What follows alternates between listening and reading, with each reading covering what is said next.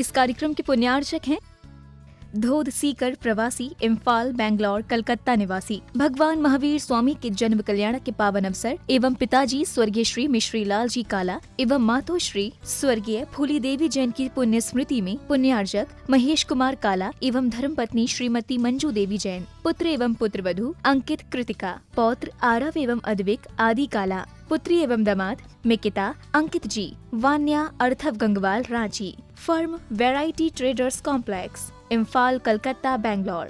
Shri Saubhagyamal ji, Shrimati Tilak Sundari ji Kataria, Shri Rajendra ji, Shrimati Neelam ji Kataria, Shri Rohan ji, Shrimati Amita ji Kataria, Raunak Rohan Kumar Kataria, Manas Rohan Kumar Kataria, Kataria Automobiles Private Limited, Kataria delivering dreams. राशि ज्योतिष, नौकरी, वैवाहिक, व्यापारिक एवं पारिवारिक समस्या पर जैन ज्योतिष द्वारा एकमात्र समाधान। Contact number 9999600073। राजेंद्र के गोधा, श्रीमती त्रिशला गोधा, शैलेंद्र प्रियंका गोधा, निशांत डॉली दिविक वेया। संपादक समाचार जगत, जयपुर, राजस्थान। जय हिंद दर्शकों, मैं शिफाली जैन और आप सभी का स्वागत है हमारे विशेष प्रसारण प्रभु महावीर जन्म कल्याणक महोत्सव में। चैत्र माह के शुक्ल पक्ष के त्रयोदशी में जब जन्म हुआ वीर प्रभु का, कुंडलपुर की नगरी में छाई खुशियां। जब पिता सिद्धार्थ, माता त्रिशला के अंगना में बालक वर्धमान ने जन्म लिया। वीर अतवीर सन्मति वर्धमान के नाम से पूजित जैन धर्म के 24वें तीर्थंकर भगवान महावीर स्वामी का आज संपूर्ण जैन समाज 2619वां जन्म कल्याणक महोत्सव बड़े हर्षोल्लास के साथ मना रहा है और आप सभी को प्रभु जन्म कल्याणक महोत्सव की ढेर सारी शुभकामनाएं। हर वर्ष प्रभु भक्त अपने अपने नगरों में वृहद स्तर पर प्रभु जन्म जयंती मनाते हैं, लेकिन इस वर्ष वैश्विक महामारी कोरोना वायरस के प्रकोप के चलते संपूर्ण जैन समाज अपने अपने घरों में प्रभु जन्मोत्सव मना रहा है और प्रभु से ये कामना कर रहा है कि जल्द से जल्द इस विनाशकारी महारोग से हम सबको मुक्ति मिले।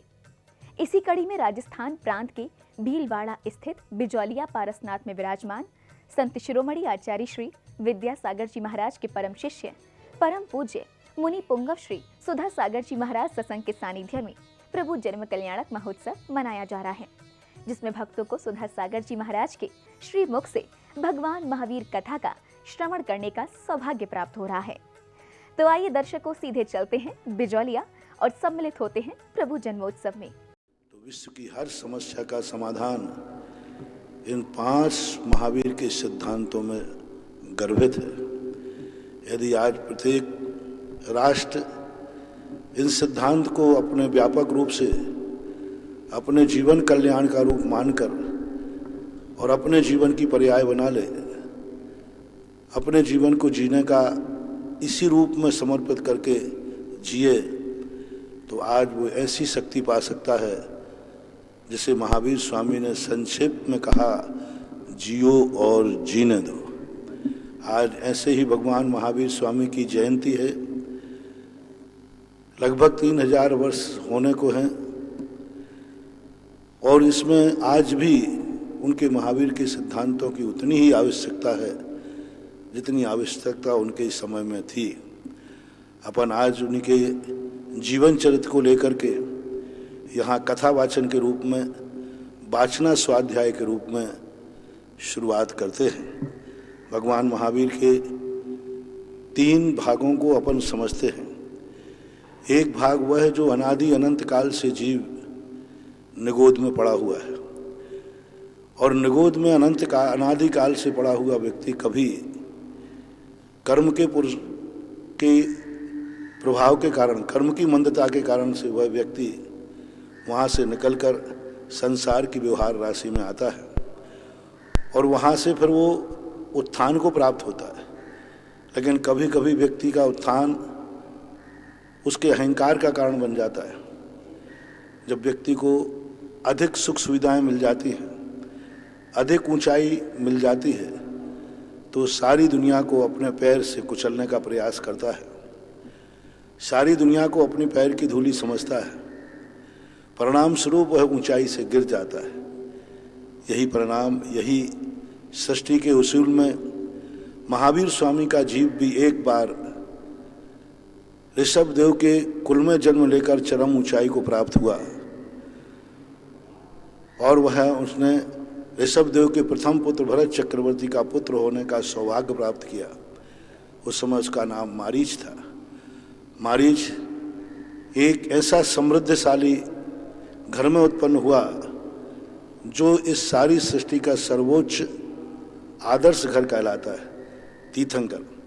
ऋषभदेव घर में ही थे जिस समय मारीच का जन्म हुआ। ऋषभदेव का पोता था, ऋषभदेव की गोदी में खेला है, ऋषभदेव की उंगली पकड़कर ऋषभदेव ने चलाया है और ऋषभदेव की आज्ञा को मानने वाला था।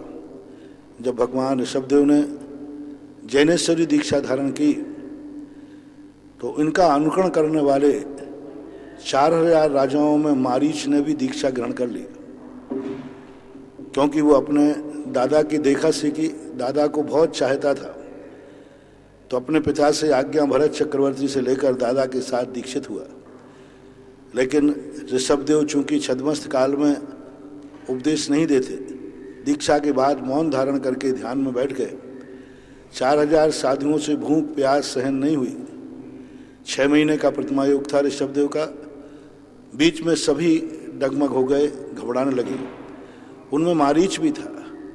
मारीच भी भ्रष्ट हो गया, भूख प्यास सहन नहीं हुई और भ्रष्ट होकर के उसने एक ऐसी विचारधारा चलाई, अपनी भ्रष्टता को स्वीकार न करके उस भ्रष्टता को ही उसने आदर्श मान लिया। भ्रष्टता जब उसकी दुनिया के सामने आने लगी तो उसने कहा नहीं, ये मेरी भ्रष्टता नहीं है, और उसने धृष्टतापूर्वक कहा यही मार्ग है जो मैं कर रहा हूँ। और उस समय उसने अपना एक स्वतंत्र मार्ग चला करके और एक नए धर्म की स्थापना की। भगवान ऋषभदेव को केवल ज्ञान हुआ और केवल ज्ञान के बाद जो 4000 साधु थे वे पुनः ऋषभदेव के समोषण में जाकर सम्यक उपदेश पाकर पुनः स्थितिकरण को प्राप्त हो गए। लेकिन मारीच का जीव अहंकार की चरम सीमा पर पहुंचने के कारण से वह जीव उस स्थान को पुनः दीक्षित न होकर के एक अपने नए भ्रष्ट मार्ग को ही उत्कृष्ट आदर्श मार्ग मानकर मान कसाए कारण से और जीवन में चला।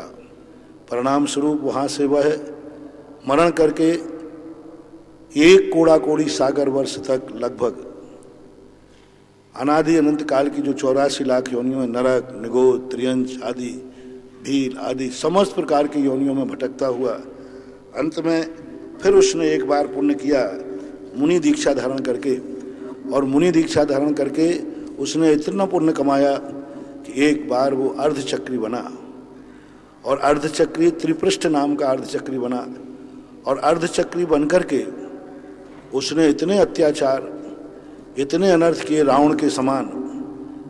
रावण के जीवन को सभी जानते हैं। वह रावण से भी ज्यादा अत्याचारी और आताताई हुआ, और आताताई होने के कारण से इतना ज्यादा वह पापों से भर गया, आरंभ परिग्रह से भर गया कि वो नारायण जैसे अर्धचक्री जैसे पद पर बैठकर वहां से मरकर सीधा 7वें नरक गया। और 7वें नरक में जाकर के उसने पूरी आयु भोगने के बाद पुनः क्रूर सिंह हुआ, और 7वें नरक से निकले हुए व्यक्ति को पुनः नरक जाना पड़ता है। उसने भी क्रूरता के कारण पुनः नरक को प्राप्त हुआ। इस प्रकार से यह पहला अध्याय जो महावीर स्वामी के पतन का था, पतन तो पतन होता गया। वो अध्याय को आप स्वयं पढ़ लेना, 6-7 पृष्ठों में आपके पास भेजा गया है, और इसको आप स्वयं अध्ययन करके स्वयं पढ़ करके इसको जान लेना। मैंने संक्षेप में बनाया। जहाँ से उद्धार शुरू हुआ उस उद्धार के क्रम को अपन आज की कथा के वाचन का मुख्य पार्ट मानते हैं, क्योंकि अपन को भी अपना उत्थान करना है। कैसे उत्थान हुआ, तो इस कथा में जो द्वितीय भाग है 5 नंबर पृष्ठ से चालू हो रहा है, उद्धार का प्रारंभ। वह जीव पुनः नरक से निकलकर आयु पूर्ण कर जम्बूद्वीप में सिंहकूट के पूर्व की ओर हिम्मन पर्वत की शिखर पर पुनः सिंह हुआ। एक दिन वह मृग का शिकार करके खा रहा था, तभी करुणाधारी चारण रिद्धिधारी मुनि अजितंजय और अमित गुण नाम के मुनिराज निकले। सिंह को देखते ही उन्हें तीर्थंकर वचनों का स्मरण हुआ। वे समोषण में सुनकर आए थे कि हिमकूट पर्वत पर सिंह 10वें भाव में महावीर नाम का तीर्थंकर होगा। अजितेंद्र मुनिराज ने अपने अवधिज्ञान से द्वारा उसे झट से पहचान लिया। जो दो मुनिराज थे वे रिद्धिधारी मुनिराज थे। विदेह क्षेत्र जाकर समूषण में उन्होंने सुना कि आपको ऐसे जीव का दर्शन होगा जो शेर की पर्याय में होगा, लेकिन आगे आने वाला वह 24वां तीर्थंकर महावीर बनेगा। उनको बड़ी उत्सुकता थी कि आने वाला तीर्थंकर बनने वाला सिंह की पर्याय में किस रूप में रहेगा। इस कौतूहल से वो देखने के लिए चले और वहाँ जाकर के उनको सिंह मिला, उनको पहचान लिया। उक्त दोनों मुनिराज आकाश से उतरकर सिंह के सामने एक शिला पर बैठ गए। सिंह भी चुपचाप वहीं पर बैठा रहा। कुछ देर बाद अजितेंद्र मुनिराज ने उस सिंह को सार्वगत शब्दों में समझाया, अय मृगराज, तुम इस तरह प्रतिदिन निर्मल प्राणियों को क्यों मारा करते हो। यहाँ पर जिस समय मुनिराज ने उसको देखा उस समय वह एक हिरण को मार के खा रहा था। तो मुनिराज को एकदम दया आई कि भावी तीर्थंकर बनने वाला ऐसा निकृष्ट कार्य क्यों कर रहा है। अतः उसे संबोधन दिया, इस पाप के फल से ही तुमने अनेक बार कुयोनियों के दुख उठाए हैं इत्यादि कहते हुए मुनिराज ने उसके पहले के समस्त भाव कह सुनाए। मुनिराज के वचन सुनकर सिंह को भी जाति स्मरण हो गया, जिससे उसकी आंखों के सामने पहले के समव भाव प्रत्यक्ष झलकने लगे। जैन आगम में जब व्यक्ति को कोई कौतूहल पूर्वक अच्छी तरह समझाता है और वह सोचता है कि मैं तीर्थंकर बनूंगा, मैं ये पापी करने वाला त्रियंश तीर्थंकर बनूंगा, ऐसा उसको तीव्र आश्चर्य हुआ। उस आश्चर्य कारण उसको जाति स्मरण हो गया। जाति स्मरण होते ही उसको अपने सारे भाव स्पष्ट रूप से दिखने लगे और दिख करके वह मुनिराज की बातों को और स्वयं जाति स्मरण को मेल करता है, दोनों समान रूप से मिलते हैं। उसने अपने दुष्कार्यों पर इतना अधिक पश्चाताप हुआ कि वह जो हिरण को मार के खा रहा था उसकी आंखों में आंसुओं की धारा बह निकली। मुनिराज ने फिर उसे शांत करते हुए कहा, तुम आज से अहिंसा व्रत का पालन करो। तुम इस भाव से 10वें भाव में जगत पूज वर्धमान महावीर स्वामी तीर्थंकर होंगे। यानी मुनिराज ने उस समय उनको बताया कि तुम रो मत। जब वो शेर रोने लगा और रोते हुए पश्चाताप करने लगा कि मैं इतना पापी हूँ और मेरा जन्म इस प्रकार की स्थितियाँ हुई, मुनिराज ने बताया तुम एक दिन तीर्थंकर के कुल में जन्म लिया था। तो जितना जितना सुनता गया उतना वो रोता गया। उसका रोना, उसकी घबराहट देख करके मुनिराज ने कहा, घबराओ मत, बीती ताहे विसार दे, आगे की सुध ले। अब आगे के लिए सुनो, तुम 10वें भाव में तीर्थंकर होने वाले हो। मुनिराज के उपदेश से वनराज सिंह ने संन्यास धारण किया और विशुद्ध चित्त होकर आत्मध्यान किया, जिससे वह मरकर स्वधर्म स्वर्ग में सिंह केतु नाम का देव हुआ। मुनि युगल भी अपना कर्तव्य पूरा कर आकाश मार्ग से विहार कर गए और उसने अहिंसा व्रत धारण कर लिया और सल्लेखना की। देखो, शेर की पर्याय में उपदेशों का कितना बड़ा प्रभाव पड़ता है, निमित्त का कितना बड़ा प्रभाव पड़ता है। कहाँ उपादान हिरण को मार के खा रहा है, लेकिन मुनिराज के शब्दों में कितनी ताकत होती है। निमित्त कितना प्रभावकारी होता है कि वह निमित्त इस जीव को शेर की पर्याय में ऐसे निकृष्ट कार्य करते समय भी शब्दों ने ऐसा प्रभाव दिखाया कि उसने सल्लेखना पूर्वक मनन कर स्वधर्म सुर में सिंह केतु नाम का देव हुआ। मुनिराज उसको बिहार सिंह केतु 2 सागर तक स्वर्ग के सुख भोगने के बाद धातकी खंड के द्वीप के पूर्व मेरु से पूर्व की ओर विदेह क्षेत्र में मंगलावती दिशा के ब्रजात पर्वत की उत्तर श्रेणी में कनकपुर नगर के राजा कनकपुंग और उनकी महारानी कनकमाला के कनकोज्जल नाम का पुत्र हुआ। बड़े होने पर उसका राजकुमारी कनकवती के साथ विवाह हुआ। एक दिन वह अपनी स्त्री के साथ मंदराचल पर्वत पर क्रीड़ा करने के लिए गया था। वहाँ पर उसे प्रियमित्र नाम के अवधानी मुनिराज मिले। कनकोज्जल ने प्रदक्षिणा देकर उन्हें भक्तिपूर्वक नमस्कार किया, फिर धर्म का स्वरूप पूछा। उत्तर में प्रियमित्र महाराज ने कहा, धर्मो दया मवो धर्मे श्रय धर्मेण नाय से मुक्ति धर्मेण कर्माणि हंता धर्माय समन्वितम देहि भापे ही धर्मात्वम या ही धर्मस्य वृत्तताम धर्मे तिष्ठ चिर धर्मम पाहि मामिति चिंतयेत। धर्म दयामय है, तुम धर्म का आश्रय करो, धर्म से ही मुक्ति प्राप्त होती है। धर्म के लिए उत्तम बुद्धि लगाओ, धर्म से विमुख मत हो, धर्म के भृत्य बन जाओ, धर्म में लीन हो रहो और हे धर्म हमेशा मेरी रक्षा करो। इस तरह चिंतन करो। यानी उन्होंने उसके लिए उपदेश दिया। महाराज ने जो घूमने गया था, देखो अपने परिवार के साथ घूमने के उद्देश्य गया, लेकिन निमित्त मुनिराज का मिलने से वहाँ क्या हुआ, मुनिराज के वचन सुनकर उसके हृदय में वैराग्य रस समा गया, जिससे उसने कुछ समय बाद ही दिन दीक्षा लेकर सब परिगणों का त्याग कर दिया। यानी देखो घूमने के लिए गया था, अपने परिवार के प्रति घूमने का भाव आया था, लेकिन सदनिमित्त मिलने पर वे राग के भाव वीतराग में बदल गए और घूमने के लिए गया और दीक्षा का भाव हो गया। अंत में वह संन्यास पूर्वक शरीर छोड़कर 7वें कल्प स्वर्ग में देव हुआ। लगातार 13 सागर तक स्वर्ग के सुख भोग कर वह वहां से च्युत हुआ और जम्बूद्वीप भरत क्षेत्र के कौशण देश में साकेत नगर के स्वामी राजा वज्रसेन की रानी शीलवती हरिशरण नाम का पुत्र हुआ। सभी लोगों के पास जो PDF में आपको किताब भेजी गई, उसको किताब में देखें। मेरा भाव ये है कि वाचना स्वाध्याय की शुरुआत होना चाहिए। वाचना का अर्थ है जो लिखा है उन्हीं शब्दों को पढ़ें और फिर अपने अर्थ को भी समझें। सभी लोगों के लिए ऐसा नहीं कि मात अकेला सुनना ही नहीं, सुनने को तो हम लोग प्रवचन हमेशा सुना सकते हैं। यह कथा मैं प्रवचन के रूप में भी सुना सकता था, प्रवचन के, और मैं इस कथा इस प्रवचन के रूप में 1 महीने भर सुना सकता हूँ। इतना प्रसंग है इसमें इतना 1 महीने तक एक भाव पर 1 महीना लगा दूंगा। लेकिन मेरा इस भाव अनायास प्रवचन करते करते भाव आया कि इस बार क्यों ना यथावत जो शास्त्रों में लिखा है उसी कथा को बांचा जाए, जिससे आप अक्षर सा परिचित हों। क्योंकि प्रवचनों में हम भाव पक्ष देते हैं, प्रवचनों में हम अपनी तरफ से भी उसको जोड़ते हैं, लेकिन यहाँ पर जो लिखा है वही है। तो हूबहू मैं बोल रहा हूँ, इसलिए देख करके पढ़ने में अपन को बहुत फायदा है। आप लोग भी देखें। हरिसेन ने अपने महाबाहुबल से विशाल राजरश्मि का उपभोग करके अंत समय में उस विशाल राज को जीर्ण तृण के समान छोड़कर सुरसागर मुनिराज के पास दिन दीक्षा ले ली तथा उग्र तपस्या की। उनके प्रभाव से वह महास्वर्ग स्वर्ग में देव हुआ। वहाँ उसकी आयु 16 सागर प्रमाण थी।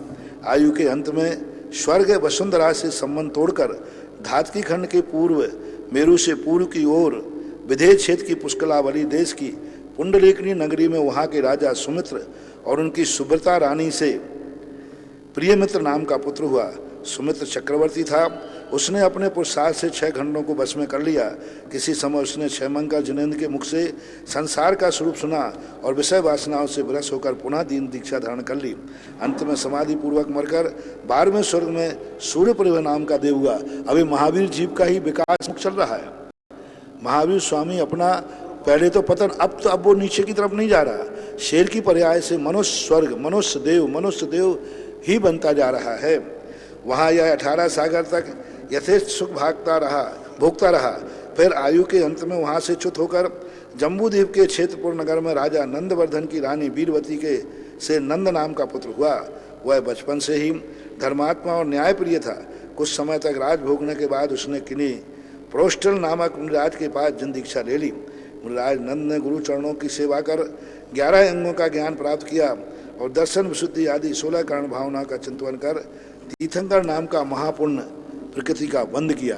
यानी इससे पहले जब महावीर हुआ उसके ठीक 1 भाव पहले, यानी जब वो यहाँ मनुष्य पर्याय में था और उस समय उसने उसका नाम मुनिराज नंद ने गुरु चरणों की सेवा का 11 अंगों का प्राप्त किया।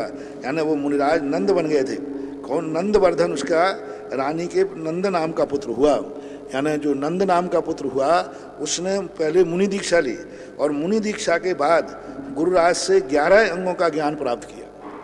पहले पढ़ाई की और फिर उसमें दर्शन शुद्धि आदि 16 कारण भावना का चिंतन कर तीर्थंकर नाम का महापुण्य का बंद किया और प्रकृति बंद किया। फिर आयु के अंत में आराधना पूर्वक शरीर त्याग कर 16वें अच्युत सुर के पुष्पोत्तर विमान में इंद्र हुआ। वहाँ पर उसकी 22 सागर प्रमाण आयु थी। 3 हाथ का शरीर था।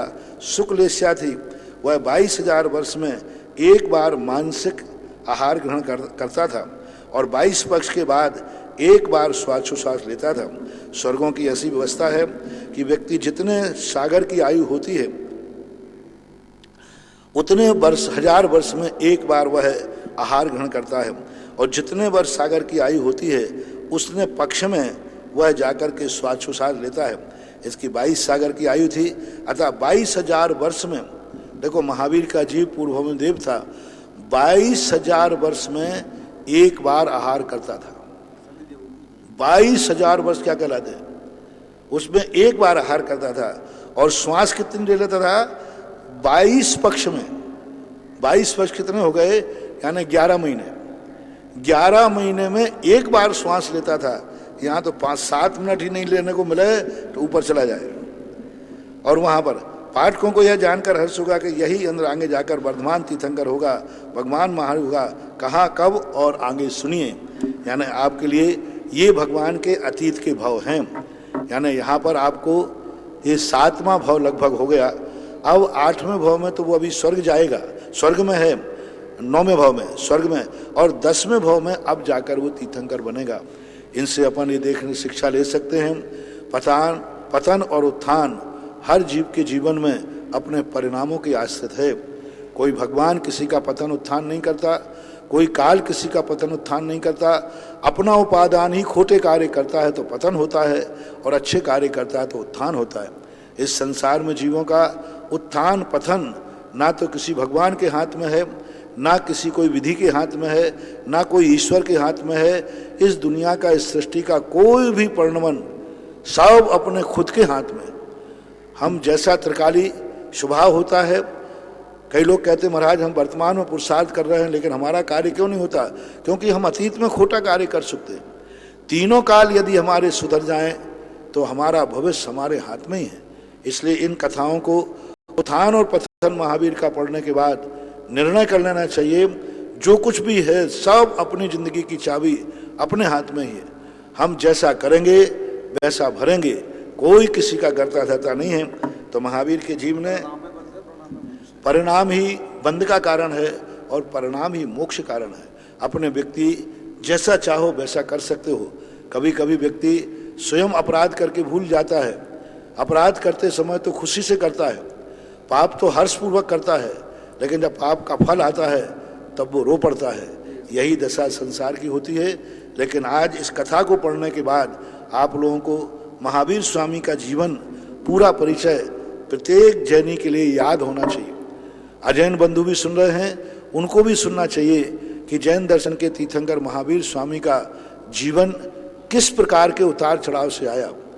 प्रत्येक व्यक्ति का, जितने महापुरुष होते हैं दुनिया में, सभी के जीवन उतार चढ़ाव पूर्वक आते हैं, और उतार चढ़ाव उनके जीवन का एक प्रकार का नियम बन जाता है, और वे इस प्रकार की दुनिया को देखने के लिए मजबूर करते हैं कि हम इतनी महान शक्तिमान होकर के इस सृष्टि में जैसा किया वैसा ये सृष्टि जलते हुए दीपक के समान है। यदि हम इस सृष्टि में उस दीपक को सावधानी लेकर चलेंगे तो हमें प्रकाश ही प्रकाश देगा, और थोड़ी सी चूक जाएंगे तो वही दीपक हमें जला के भस्म कर देगा। इसलिए सृष्टि अग्नि के समान है। जो अग्नि कभी ये नहीं देखती कि इस अग्नि में हाथ किसने डाला है, जो अग्नि में हाथ डालेगा वह उसके लिए जलाएगी। कई लोगों की धारणा है कि समर्थवान के लिए प्रकृति अन्न नहीं देती, असमर्थ को देती। ये उनकी भूल है।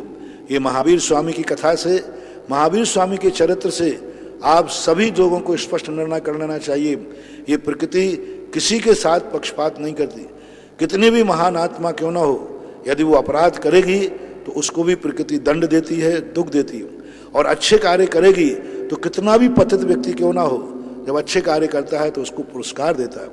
कितनी ऊंचाई पर पहुंचने के बाद, तीर्थंकर के कुल में जन्म लेने के बाद भी प्रकृति ने उठा करके अपराध करने पर ऐसा पटका कि 84 लाख योनियों में निगोद तक भेज दिया। कहाँ तीर्थंकर का कुल, और कहाँ 8 करोड़ बार तो वह गधा आदि पर्यायों में घूमा, जन्म हुआ, मरा, निगोद गया। क्योंकि प्रकृति कहती है कि मैं ये दलील नहीं सुनूंगा कि आप तीर्थंकर के पोते थे, आप तो अपराध करोगे तो मैं दंड दूंगा। और जब उसने उत्थान की बात सोची, परिणाम सुधारे, तो कहाँ तीर्थंकर के पोते के पर्याय में प्रकृति ने उठा करके पटक करके निगोद भेज दिया। और जब परिणाम सुधारे तो शेर की पर्याय से उठा करके और कहाँ तीर्थंकर बना दिया। यानी प्रकृति ये कहती है मेरे पास ना कोई छोटा है ना कोई बड़ा है, जो अग्नि में गिरेगा मेरा काम उसको जलाना है, और जो अग्नि से दूर रहेगा उसका काम मुझे प्रकाश देना है। यानी इससे जैन दर्शन का सबसे बड़ा उपादान प्रधान, जैन दर्शन जो आत्म प्रधान दर्शन है, जैन दर्शन वास्तु स्वतंत्र का दर्शन है, जैन दर्शन हर व्यक्ति को स्वतंत्रता देता है, जैन दर्शन का कोई एक भगवान नहीं होता।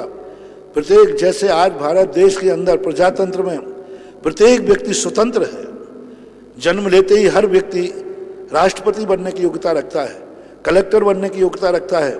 ये बात अलग है कि वो उतनी मेहनत नहीं करता, परिश्रम नहीं करता, लेकिन कानून से अधिकार तो है। इसी प्रकार जैन दर्शन कहता है जो भी सृष्टि में जीव हैं, हर जीव को भगवान बनने का अधिकार है। हर व्यक्ति भगवान बन के अपने आत्म कल्याण कर सकता है, कोई एक भगवान के हाथ में सृष्टि नहीं। और जैन दर्शन किसी भगवान का या किसी व्यक्ति का चलाया हुआ धर्म नहीं है। जैन दर्शन सनातन प्रभावमान अनादिकाल से चलता हुआ धर्म है, प्राणी मात्र का धर्म है। हर व्यक्ति महावीर बन सकता है। महावीर स्वामी न जैन धर्म के प्रवर्तक नहीं थे, महावीर स्वामी जैन धर्म के संस्थापक नहीं थे। महावीर स्वामी ने खुद जैन दर्शन में शरण ली। जब तक उन्होंने जैन धर्म की शरण नहीं ली तब तक वो भटकते रहे। जब उन्होंने जैन दर्शन में शरण ली, यानी महावीर स्वामी के पहले भी जैन दर्शन था, ऋषभ देव के पहले भी जैन दर्शन था, अनादिकाल से चला आ रहा है। महावीर ने तो जैन धर्म के संस्थापक नहीं है, बल्कि जैन धर्म में महावीर स्वामी ने शरण ली थी, शरणागत हैं। और जैन धर्म की शरण में आने से वो जिनेंद्र बन गए। इसलिए सभी लोग ये धारणा बना लें कि जैन दर्शन वह समाजवादी दर्शन है, जैन दर्शन वह प्रजातंत्रवादी दर्शन है जो हर व्यक्ति को भगवान बनने का अधिकार देता है, हर व्यक्ति को उस ऊंचाई पर पहुंचने का अधिकार देता है। जैन दर्शन कहता है तुम संसार में मात्र दास बनने के लिए पैदा नहीं हुए हो, तुम भी मालिक बन सकते हो। संसार में तुम मात्र भक्त बनने के लिए पैदा नहीं हुए हो, भगवान भी बन सकते हो। लेकिन भक्त बने बिना भगवान नहीं बन सकते, भक्त बनकर के भगवान। दुनिया में बहुत सारे लोग, एक ही भगवान होता है, सारे भक्त होते हैं। लेकिन जैन दर्शन ने कहा नहीं, महावीर स्वामी ने स्पष्ट घोषित किया कि संसार में हर व्यक्ति को भगवान बनने का अधिकार है।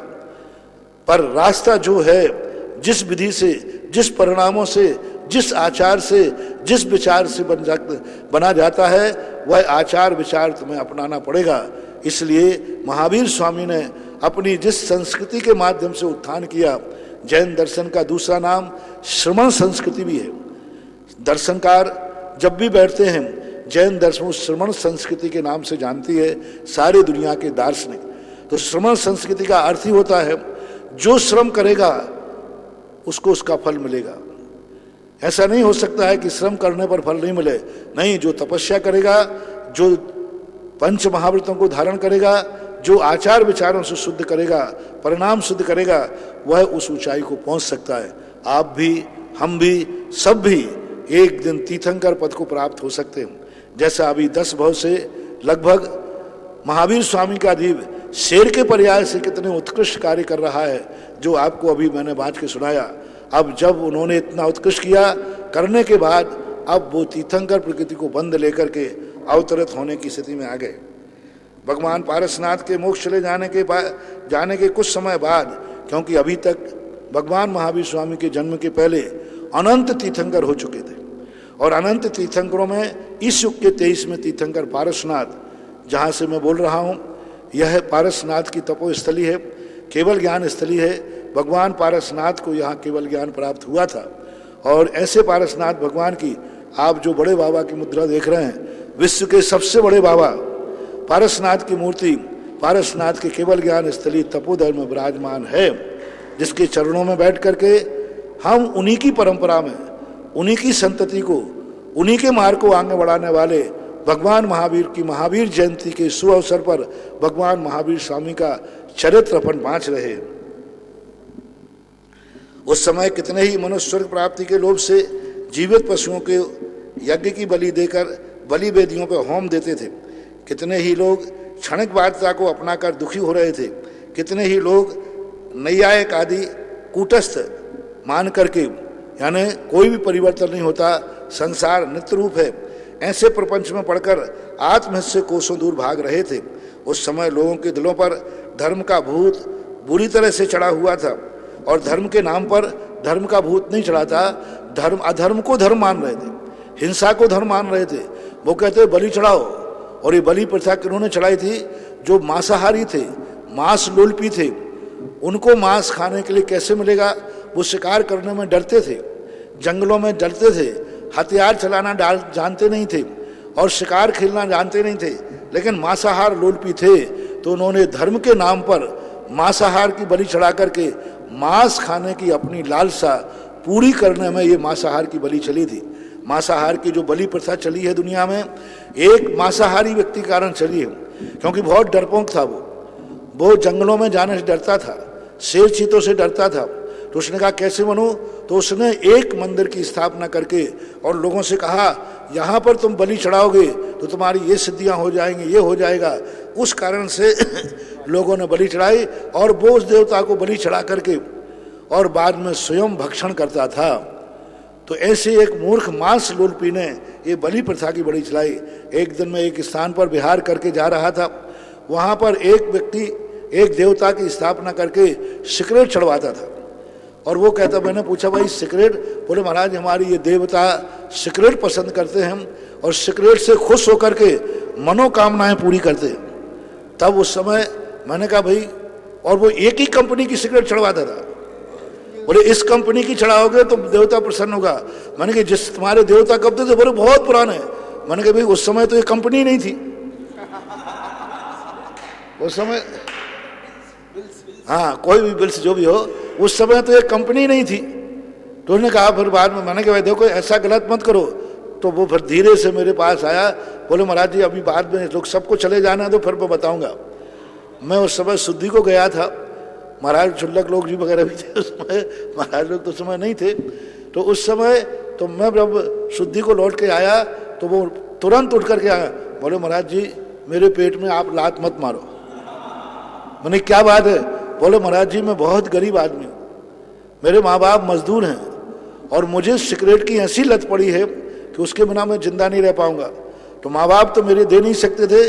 फिर मैंने ये बात किसी व्यक्ति ने सुझा दिया कि भारत देश धर्म के नाम पर अंधा है। अच्छा मैंने एक ऐसा मंदिर में बैठ करके और अब कहता हूँ दिन भर में 20-25 सिगरेटें आ जाती हैं और वो चढ़ा के जाता है, मैं उठा के भुजा के रख लेता हूँ, मेरा काम चल जाता है। ये उदाहरण मैंने इसलिए दिया कि आज वर्तमान में भी ऐसे लोग आप लोगों को मूर्ख बना करके कोई शराब चढ़वाता है, कोई मांस चढ़वाता है, कोई सिगरेट चढ़वाता है, कोई भांग चढ़वाता है, पता नहीं मंदिरों में क्या क्या चढ़वा करके, और बाद में तुम देखो वो स्वयं उठा करके उसका उपयोग कर लेते। जो चढ़ाने का उपदेश देवे यदि उस वस्तु का स्वयं उपभोग कर रहा हो, समझ लेना वो धर्म की कोटि में नहीं आता, क्योंकि वो अपने खाने पीने के लिए चढ़वाते हैं। जितना अच्छा चढ़ाओगे उतना उनको खाना मिलेगा। तो ऐसी स्थिति को लेकर के और वह बलि की प्रथा चढ़ गई, जिससे जिसे भी देखो वही हर एक व्यक्ति अपनी ओर से अपने धर्म को और खींचने की कोशिश करता हुआ नजर आता था। वो दंड धर्माचार्य धर्म की ओर में अपना स्वाद गांठते थे। मिथ्यात आदि घना तिमिर सब ओर फैला हुआ था। उसमें दुष्ट उलूक भयंकर खूदकार करते हुए उधर और घूमते थे। ये उन्होंने लेखक ने अपनी तरफ से उन लोगों के लिए इस प्रकार का संबोधन दिया। आताताइयों के घोर आतंक से वह धरा आकुल हो उठी। रात्रि के समय उस संगम तिमिर में व्याकुल होकर प्रायः सभी सुंदर प्रभात का दर्शन करना चाहते थे। उस समय सभी की दृष्टि प्राची की ओर लग रही थी। वे सतृष्णा लोचनों से पूर्व की ओर देखते थे। प्रातःकाल की ललित लालिमा आकाश में कब फैलेगी। जो सज्जन लोग थे वे सोच घबराने लगे कि यदि यही हिंसा का तांडव चलता रहा, ये अंधेरी रात कब जाएगी। कोई महान आत्मा कैसे पैदा हो जो एक प्रकाश दे सके, लोगों के अंधकार को दूर कर सके और सत प्रकाश को प्रकाशित कर सके। किसी ने ठीक ही कहा है, सृष्टि का क्रम जनता की आवश्यकता अनुसार हुआ करता है। जब मनुष्य ग्रीष्म की तप्त लू से व्याकुल होते हैं, तब सुंदर श्यामल बादलों से आकाश को आवृत कर पावस ऋतु आती है। एक नियम है सृष्टि का, ये सृष्टि पुण्य और पाप के तबले पर नाचती है। सृष्टि का परिणमन, सृष्टि का नर्तन पुण्य और पाप के तबले पर होता है। यहाँ रहने वाले जीव जब पाप का तबला बजाते हैं तो सृष्टि पापमय हो जाती है। यहाँ पर रहने वाले लोग जब पुण्य का तबला बजाते हैं संगीत, तो सृष्टि पुण्यमय नाचने लग जाती है, नर्तन करने लग जाती है। तो सृष्टि अपने आप में कुछ नहीं, वो कहती है सृष्टि पर रहने वाले जिस प्रकार का संगीत बजाएंगे हम वैसा ही नर्तन करेंगे, परिवर्तन करेंगे। तो इस सृष्टि में जब लोग आकुलित होने लगे, लोग सज्जन लोग घबराने लगे कि कब ऐसा दिन आएगा जो इस प्रकार के पापाचार अत्याचार, पशु बलि ही नहीं, यहाँ तक कि नर बलि भी शुरू हो गई थी। नरों को पकड़ करके, मनुष्यों को पकड़ करके उनको भी जा मार करके और अपने देवता को प्रसन्न करने की बात करने लगे, ऐसा मिथ्या धर्म को करने के लिए।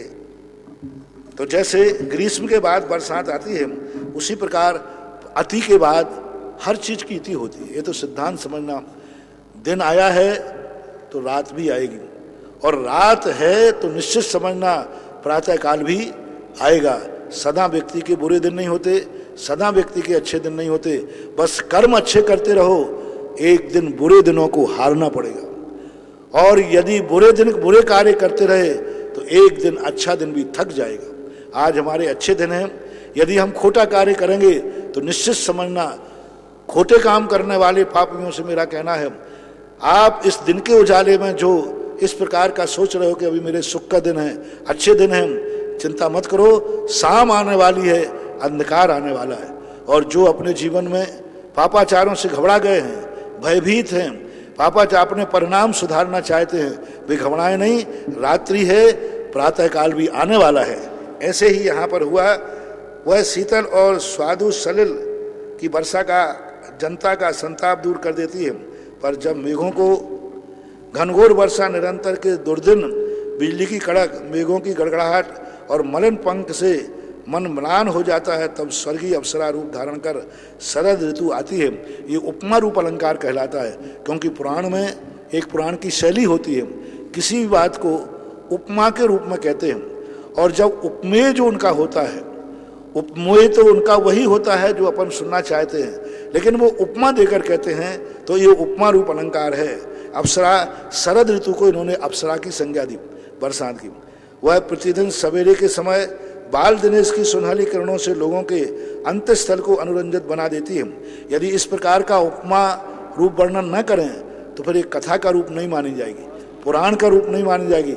ये पुराण की शैली है, अध्यात्म की शैली अलग है, हाँ, सिद्धांत की शैली अलग है, चरणानुयुग की शैली अलग है और प्रथमानुयुग की शैली अलग है। इसलिए कुछ कथन को आप ये पुराण की शैली मान करके स्वीकार करें। रजनी में चंद्रमा की रजतमयी शीतल किरणों से अमृत बरसाती है, पर जब उसमें भी लोगों का मन नहीं लगता, तब हेमंत, शिशिर, वसंत वगैरह आ करके लोगों को आनंदित करने की चेष्टाएं करती हैं। रात के बाद दिन और दिन के बाद रात का आगमन भी लोगों के सुभीति के लिए है। दुष्टों का दमन करने के लिए महात्माओं की उत्पत्ति अनादि से सिद्ध है। इसलिए भगवान पारसनाथ के बाद जब भारी आतंक फैल गया था, तब किसी महात्मा को की आवश्यकता थी। बस उसी आवश्यकता को पूर्ण करने के लिए हमारे कथानायक भगवान महावीर ने भारत वसुधा पर अवतार लिया। यानी इस प्रकार की जो कथा की उपमा देकर के आपको अनुभव रूप उदाहरण, जैसे अपने गर्मी के बाद बरसात आती है तो आनंद आता है, बुरे दिनों के बाद अच्छे दिन आते हैं तो आनंद आता है। इसी प्रकार से अभी जो हिंसा की रात्रि फैली थी, हिंसा की राक्षसी सरवरी फैली थी, उसको हटने के जब प्रातः काल की ओर थोड़ा सा भाव हुआ तो आनंद की लहर दौड़ गई। जम्बूद्वीप भरत क्षेत्र के मगध बिहार में देश में एक कुंडलपुर नाम का नगर था, जो उस समय वाणिज्य व्यवसाय के द्वारा खूब तरक्की पे था। उसमें अच्छे अच्छे सेठ लोग रहा करते थे। कुंडलपुर का शासन सूत्र महाराज सिद्धार्थ के हाथ में था। शासन सूत्र महाराज सिद्धार्थ के हाथ में थे। वहाँ के गणराज्य, उस समय गणराज्य की व्यवस्था थी। गणनायक महावीर स्वामी के पिता सिद्धार्थ थे, वहाँ के नायक थे। सिद्धार्थ सूरवीर होने के साथ साथ बहुत ही गंभीर प्रकृति के पुरुष थे। लोग उनकी दयालुता देखकर कहते थे कि एक चलते फिरते दया के समुद्र हैं।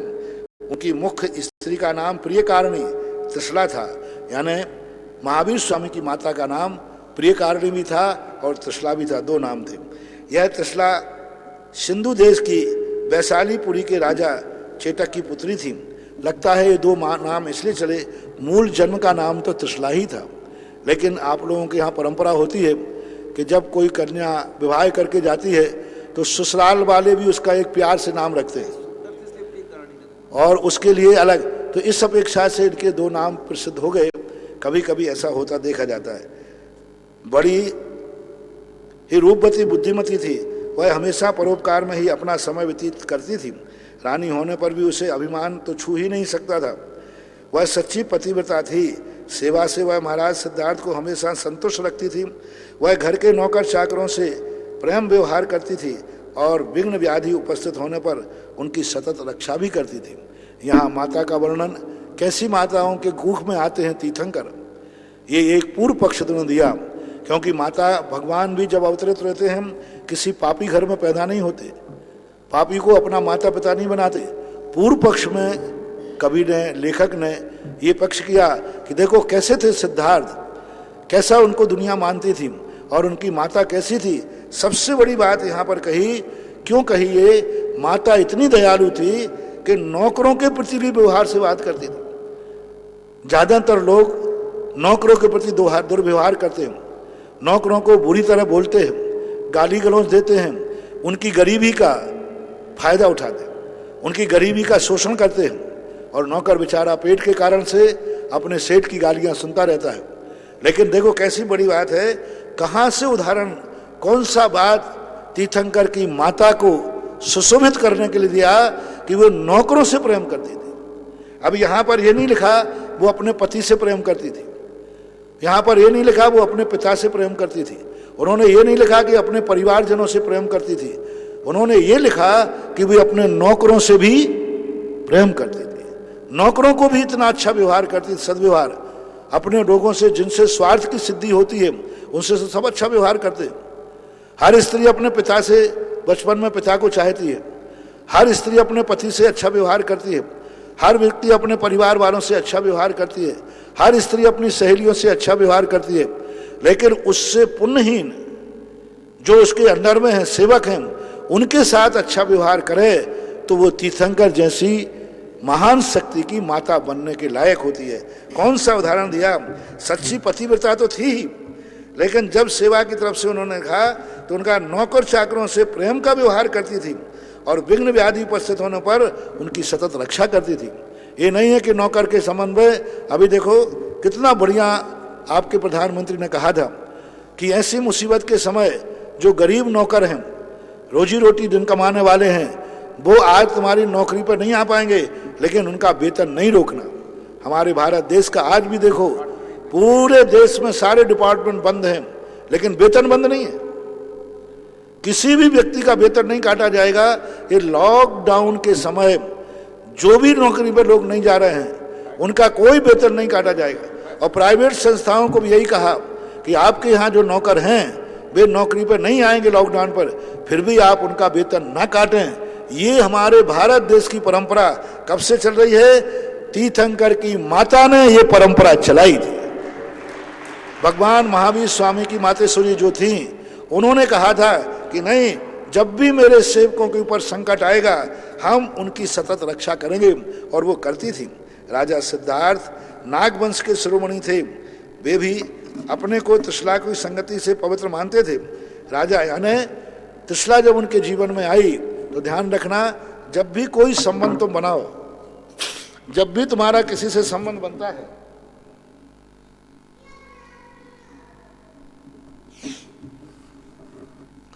वह संबंध पवित्र है या नहीं।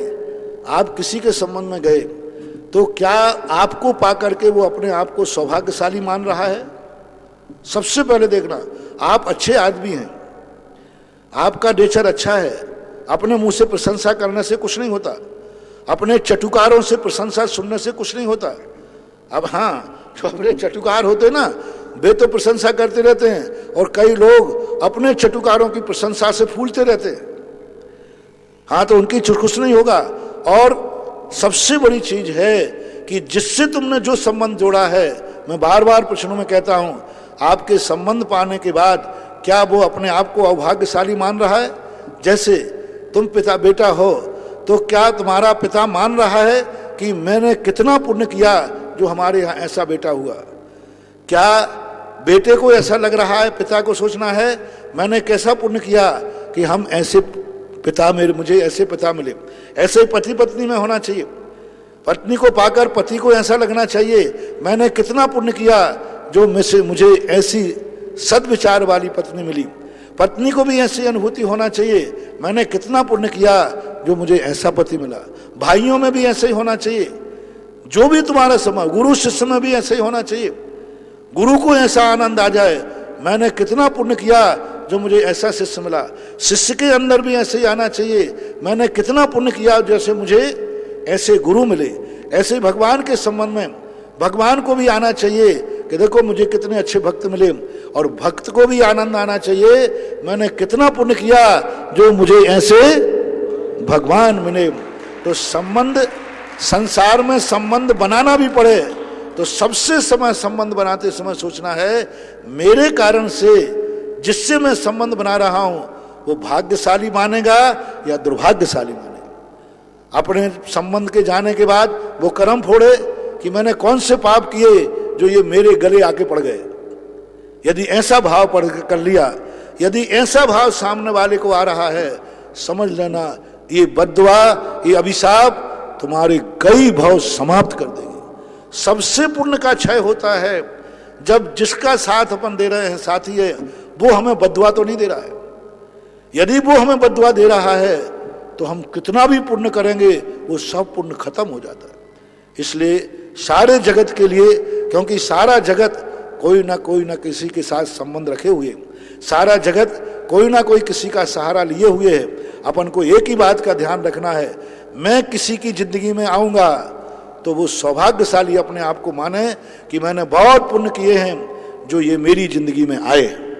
देखो पांता त्रिशला को पाकर के जो सिद्धार्थ थे वो क्या कह रहे हैं, मैं ऐसी नारी को पाकर पवित्र हो गया, मैं अभाग्य हो गया जो मेरी जिंदगी में ऐसी पत्नी मुझे मिली।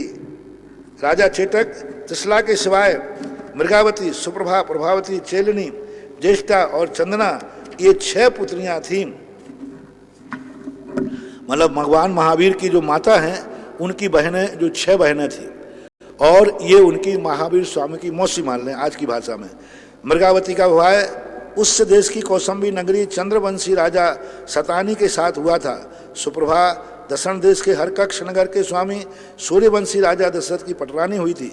प्रभावती का विवाह संबंध कक्ष देश के रोरुक नगर के स्वामी राजा उद्यन के साथ हुआ था। प्रभावती का दूसरा नाम शीलवती भी प्रचलित है। चेलनी मगध देश के राजगृह नगर के राजा शरण की प्रिय पत्नी हुई थी। ज्येष्ठा और चंदना, इन 2 पुत्रियों ने संसार से विरक्त होकर आरिका के व्रत धारण कर लिए। यहाँ भगवान की माता की जो 6 हैं यानी माता सहित 7, माता की 6 बहनें थी यानी माता सहित 7। इन 7 का इसलिए परिचय दिया कि इनमें से जो 6 बहन और मौसी थीं जो महावीर स्वामी की, उनमें 4 ने तो शादियां की और 4 में से एक ऐसी शादी को उनको बताना था महारानी चेलना को। हालांकि किसी भी चरित्र में तीर्थंकरों की मौसियों का वर्णन नहीं आता, लेकिन महावीर स्वामी की मौसी का वर्णन इसलिए करना पड़ा कि एक मौसी राजा श्रेणिक से विवाह किया जो कि समोषण में जाकर के प्रथम श्रोता बने और अपने भाभी तीर्थंकर बनने वाले हैं, इसलिए ये वर्णन यहाँ करना पड़ा। और 2 ने शादियां नहीं की, एक ज्येष्ठा नाम की मौसी ने और चंद्रा नाम की मौसी ने, दोनों ने शादियां नहीं की। ये दोनों ने बाल ब्रह्मचारी रह करके आर्य दीक्षा लेकर के अपने जीवन का अवसान किया। हाँ वो भी आ जाएगा। इस तरह महाराज सिद्धार्थ का बहुत से प्रतिष्ठित राजवंशों के साथ मैत्री भाव था। सिद्धार्थ ने अपनी शासन प्रणाली में बहुत कुछ अच्छा सुधार किया था। ऊपर जिस इंद्र का कथन कराए हैं, वहां अच्युत स्वर्ग में जब उसकी आयु 6 माह की मां की रह गई, तब से सिद्धार्थ महाराज के घर पर रत्नों की वर्षा होना शुरू हो गई। अनेक देवियां आ करके प्रिय कारिणी की सेवा करने लगी। इन सब कारणों से महाराज सिद्धार्थ को निश्चय हो गया था कि अब हमारे नाथ वंश में कोई प्रभावशाली महापुरुष उत्पन्न होने वाला है। जब जैन दर्शन के अनुसार ऐसा कथन है कि जब जहाँ तीर्थंकर का जन्म होने वाला जिस नगर में, उस नगर में 6 माह पहले से ही एक शुभ सगुन शुभ संकेत आकाश से देवता आकर के करने लग जाते हैं। और ऐसे वहाँ पर 6 माह पहले से कुंडलपुर के अंदर सिद्धार्थ राजा के घर में आंगन में रत्नों की वृष्टि शुरू हो जाती है। आंगन में हमेशा ध्यान रखना, सभी आचार्यों का एक ही मत है कि जो वर्षा होती है वह राजा के यानी माता पिता जहाँ जन्म होना है उनके आंगन में होती है, पर आंगन के वो रत्न जो हैं राजा नहीं उठाता, जनता को वितरित कर दिए जाते हैं। उनके जो खजांची होते हैं वे जनता को बुला करके वितरित कर देते हैं, क्योंकि तीर्थंकर जैसे माता पिता समर्पित हुई आकाश से बरसी हुई वस्तु को नहीं उठाते। आषाढ़ शुक्ला षष्ठी के दिन उत्तराषाढ़ा नक्षत्र में रात्रि के पहले पहर में त्रिशला ने 16 स्वप्न देखे। देखो पिछले पहर में त्रिशला ने 16 स्वप्न देखे और स्वप्न देखने के बाद मुह में प्रवेश करते हुए एक हाथी को देखा। यानी जब तीर्थंकर का जन्म होता है पंचकल्याण के समय, आपने सबको मालूम है कि उस समय 16 स्वप्न आते हैं और उस समय उत्तराषाढ़ा नक्षत्र था और उस समय एक हाथी 16 स्वप्न तो सब आपको मालूम है, एक हाथी आकर के मुख में प्रवेश करता है स्वप्न में। उसी समय ये मान लिया जाता है कि वो स्वर्ग से आया हुआ जीव माँ के गर्भ में प्रवेश कर गया। उसी समय उस इंद्र ने अच्युत के पुष्पोत्तर विमान से मोह छोड़कर उसके गर्भ में प्रवेश किया। अतः प्रातः होती रानी ने स्नान कर पतिदेव सिद्धार्थ महाराज से स्वप्नों का बल पूछा। उन्होंने भी अवध ज्ञान से विचार कर तुम्हारे घर में 9 माह बाद तीर्थंकर पुत्र उत्पन्न होगा, जो कि सारे संसार का कल्याण करेगा, लोगों को सच्चे रास्ते पर लगावेगा। पति के वचन सुनकर त्रिशला मारे हर्ष के फूले न समाती थी।